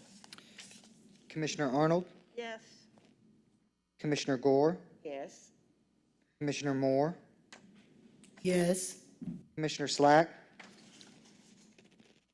Yes. Vice President Hawkins, Yes. President O'Connor. Yes. Motion carries by a vote of 7-0 with none opposed. That was our final item on the agenda this evening. And that made the pension issue the final vote of Commissioners O'Connor and Gore. Commissioner Gore, that was. So we are at the closing comments section of the meeting. Does any commissioner wish to offer any closing comments? Commissioner Gore. Thank you, Commissioner O'Connor. And I also want to thank the board tonight for their recognition. This was a complete surprise, and I do appreciate it. I've been kind of horned in since March, so this was worth coming out for. So thank you very much, and it's good to see you. I also just want to let everybody know that it's been an honor for me to be an IPS school board member for these last 4 years and 8 years totally. Working with this board has been great. I really enjoy working with you. My reason for working to be a board member, or wanting to be a board member, was to impact the recommendations brought to us to the board to improve the educational opportunities for each of our students. I may not have always voted the way everyone thought I should, but it was always for the best interest of the students and our IPS school. I will always, no matter where, continue to fight for the future of our students and the community. So I just want to thank you and say may God bless and happy holidays to everybody. Thank you. Commissioner Arnold. I just wanted to share my comments about my fellow commissioners. I'll start with Commissioner O'Connor. I knew about Commissioner O'Connor before I got to know him personally. I was first aware of his work in politics and city administration. I've enjoyed getting to really know him through our service to Indianapolis Public Schools. I've learned that while he might be short in stature, he is tall in wit, wisdom, and his passion for the IPS family. He has been a great leader supporting the administration during some difficult challenges. He has brought improved credibility to our work. He has demonstrated his ability to help us reach consensus and move our important agenda forward. I will miss his banter, jokes, and quotes that have lightened the mood when needed. I certainly wish him well and hope our paths will continue to cross, as I know he will continue to support our important work. Thank you. I've had the pleasure of knowing Commissioner Gore even before we served on the IPS board. I met her through her work on behalf of her beloved Martindale-Brightwood community. She fought for high-quality health care, economic development, and additional services for deserving residents. She was a passionate advocate for people who were often not able to speak for themselves. She got results. She brought that same passion and dedicated energy to her service as an IPS commissioner. Although we sometimes found ourselves on different sides of an issue, I never doubted her motivation to do what she felt was best for our children. Her work with the lead poisoning issue is only one of many instances where she made a huge difference when it was needed. We traveled to conferences together, and I know she took every opportunity to continue to learn how to be a better school board member. Our husbands drove us around and waited patiently while we did our work. I'm confident that Commissioner Elizabeth Gore will continue to fight for those who need a strong advocate. I know her work isn't finished yet. I value her as a fellow commissioner and as a friend, and I wish her well. Commissioner Moore. So of course, I would like to add my sentiments also, and I'll start with Commissioner Gore. Commissioner Gore, even though you lived right down the street from me almost all my life, I only had the opportunity to meet you here at the IPS School Board. I believe very strongly in the things that you fight for. I believe very strongly in the things that you do. And though sometimes you and I would have long nights conversation and you would come in here and surprise me, I still love you. You push me to be the excellence that you have always shown, and I want to be just like you when I grow up. So I look forward to seeing you. I have to come down the street to visit you, but please know that I truly do love you. Now, Michael O'Connor. Uh-oh. President Michael O'Connor, I can't believe that you are truly leaving this board. I said before, and I will continue to say, I think IPS truly do need you. You have committed in front of a whole bunch of people that you're going to still be right here fighting for us. I remember your op-ed when you talked a lot about privilege and the fact that you were a person of privilege. And I said, yeah, Michael, it kind of is, isn't he? No, but what I do want to say is you're one of the few people that so willingly give up your privilege to those individuals who need it most. You have fought very hard for IPS. You have taught us many things, and I hope to see you soon doing those great things for us in those places that a lot of us can't go or people won't hear, but they will hear you. So I hope that you continue to speak very loudly, boldly for IPS. Thank you, Michael, for the president that you have been. Thank you. Mr. Hawkins? Thank you, President O'Connor. Commissioner Gore, I have watched you work for many years, and what I've always admired about your work is that you always show up in support of the children of IPS. Fast forward to our first actual in-person meeting over tea. While I was still investigating what it meant to serve as an IPS school board member, you kindly took that meeting, and we talked about our families and our family history, why you felt called to service, and why IPS means so much to you. What stood with me, and what I'll never forget, was when you shared a little bit about your approach to decision-making. You shared that preparation was essential in order to digest all of the complex informations, all the funnels and graphs. You shared how often you say a prayer before you step out onto the floor. And then you talked about how you accepted the decision that might not be popular, but that was okay for you. So I want you to know that it's been a joy to learn from you and work and serve alongside you. I have so much admiration for your kindness, your wisdom. I love your sense of humor.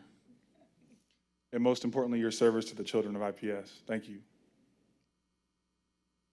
Michael O'Connor. So I actually had something written out and I forgot it. I find it shocking. Yeah, I know. So I'm going to see where this goes. But I have two known of you for a while, and you are your resume is full. And so one of the things that I always wondered was, why does Mike O'Connor serve as he has served for so many years and decades? I was going to say generations, goodness, decades before, right? Why? What else are you trying to prove? And what I came to see and learn as I watched you work is that you are a man who brings your entire whole self to this work. You are committed. You have been committed. You have been a phenomenal model to watch. And I will tell you that I am so thankful, particularly my colleague on the phone and another colleague of ours on the board, Susan Collins, that's not present. When we all came online in 18 and then into 19 for our service on the IPS board, you and the board, but you particularly, made it critically important and assured us and brought us into the conversations that were very complex during that transition period. And you brought us in, and you didn't have to do that. And I'm incredibly thankful for that commitment to collegiality. You have been among many, but have been the light when we think about the board culture that we sustain and that we carry. So we have a heavy responsibility to carry that on. And so I think I know a little bit more about you and why you serve and why you show up. And what I'm most proud of is that, you are truly a great leader, but not just in our community in IPS, but also a great man, father, and mentor to me, and most importantly, a friend. So I'm just so thankful to know you. I'm glad that you have confirmed that you will not be changing your cell phone number, so I can certainly reach out. I think we all will do that, but I just know that you have made my service more effective, and you have taught me and mentored me along this road, so I'm incredibly thankful for you. Thank you.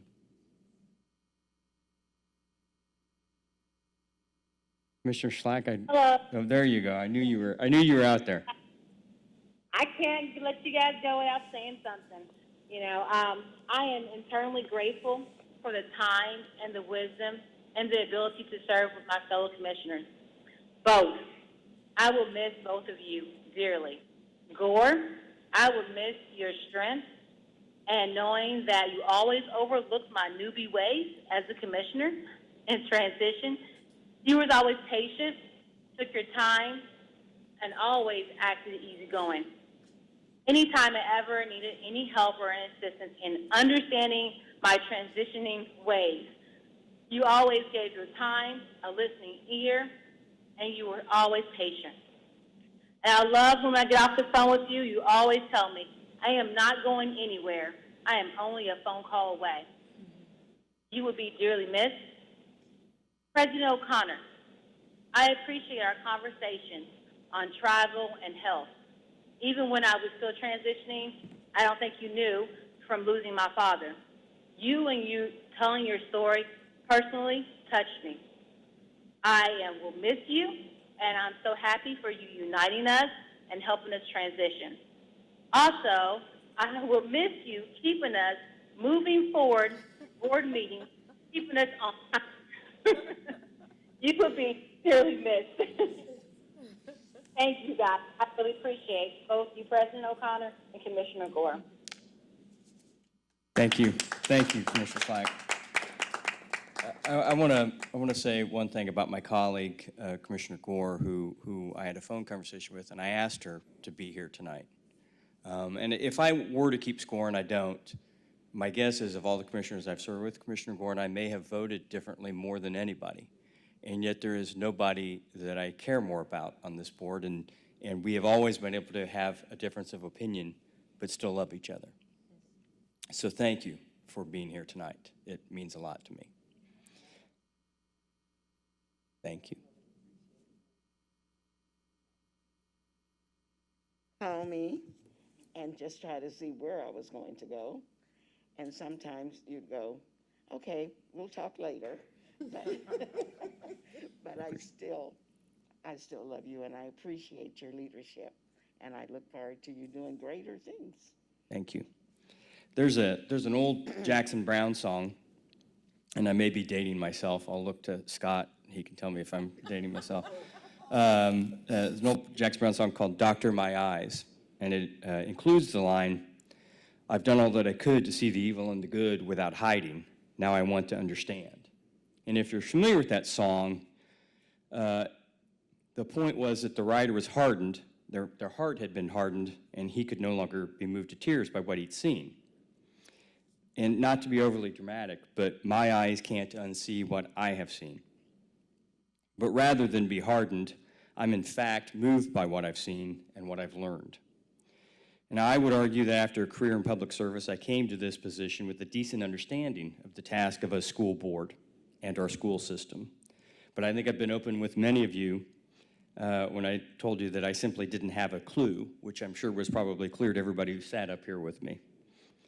I didn't have a clue of the many challenges that our families face, that our children face, and that our community faces.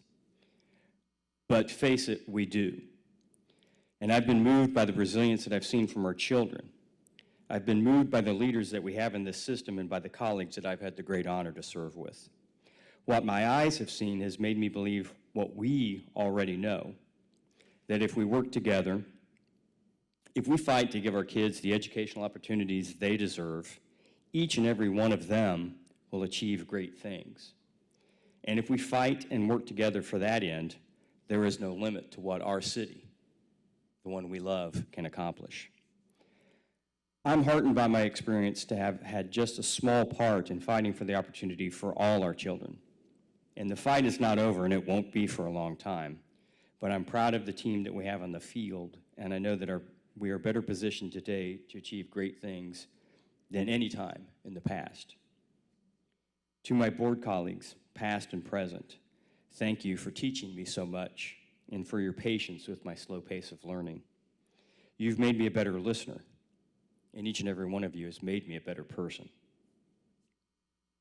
To the people who live in District 1, thank you for the opportunity to serve. It has been a privilege, and I can only hope that you feel that I have served you well. To the teachers, staff, and our leadership team at IPS, you all are the reason we're here. You work to make it happen. And as I look back at the last several years of work we've accomplished, I marvel at your commitment, your professionalism, and your abilities. Never, ever let anyone tell you that this isn't the best use of your skill set. You are saving the world one child at a time. To my colleague, Zach Mulholland, who's been doing 2 jobs for many months. Brother, you are amazing. You make the chaotic orderly, and you help us as a board stay focused on our duties and make sure we attain the goals we have set for ourselves. I can't speak for other board chairs, but I can tell you I would not have been able to do this job without you. Your future's bright, and Indianapolis is a better place because of you. To our superintendent, Alicia Johnson. The universe occasionally creates a magic nexus. The right time and the right place presents itself, and you are the answer to the right person. You've built inroads in the community for us that have never been there before. We are Indianapolis' school system, and you are our leader. Thank you for the opportunity to serve alongside you. You are wise beyond your years, and you are fearless, and you are exactly the right leader at the right time. And I will be forever proud of the small role I played in securing you as our superintendent. Thank you to each and every one of you. I will be forever changed by the work my service here has allowed me to do and to see.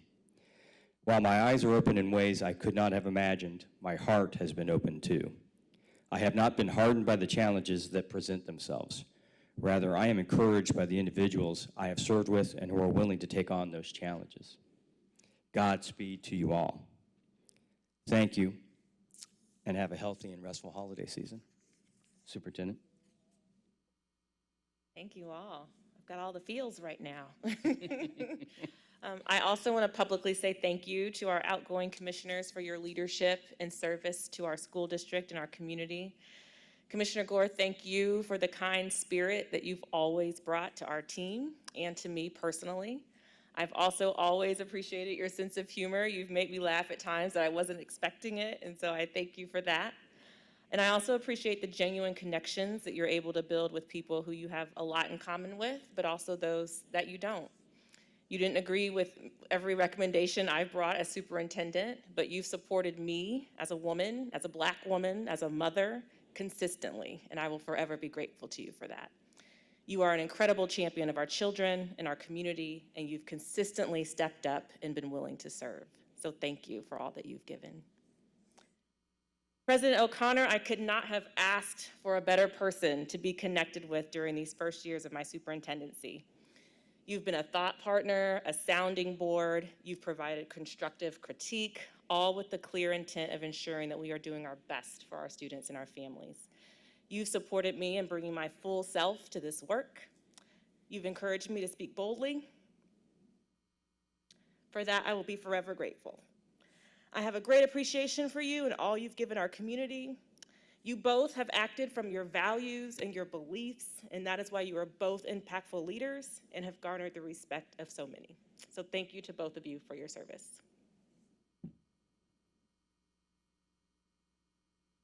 Well, here we are. I want to wish everyone a safe and joyful holiday season, a happy new year. We'll look forward to, is it June 18th? Yeah, I forgot my January actual 18th? business comments. Sorry. We will be back in session for remote learning on Monday, January 4th. As a reminder, we will continue to monitor the community health conditions to make a decision regarding a return to school in person. We do not currently anticipate a return prior to Tuesday, January 19th. And I definitely want to say thank you to all of Team IPS, my amazing team on the executive leadership team, our school leaders, our teachers and staff who have just done incredible work over the past 9 months. I know we're all ready to turn the calendar into a new year, And like President O'Connor said, when I look back at all we've accomplished in 2020, I'm so proud of how we have persisted. And so I hope everyone has a restful break, because everyone has earned the right to take a very long nap every single day if they want to. Thank you all. Happy holidays. Thank you, Superintendent Johnson. The next scheduled meeting of the board will be the organizational meeting on January 4th at 6 p.m. in this room. Having completed all the items on the agenda, this meeting stands adjourned.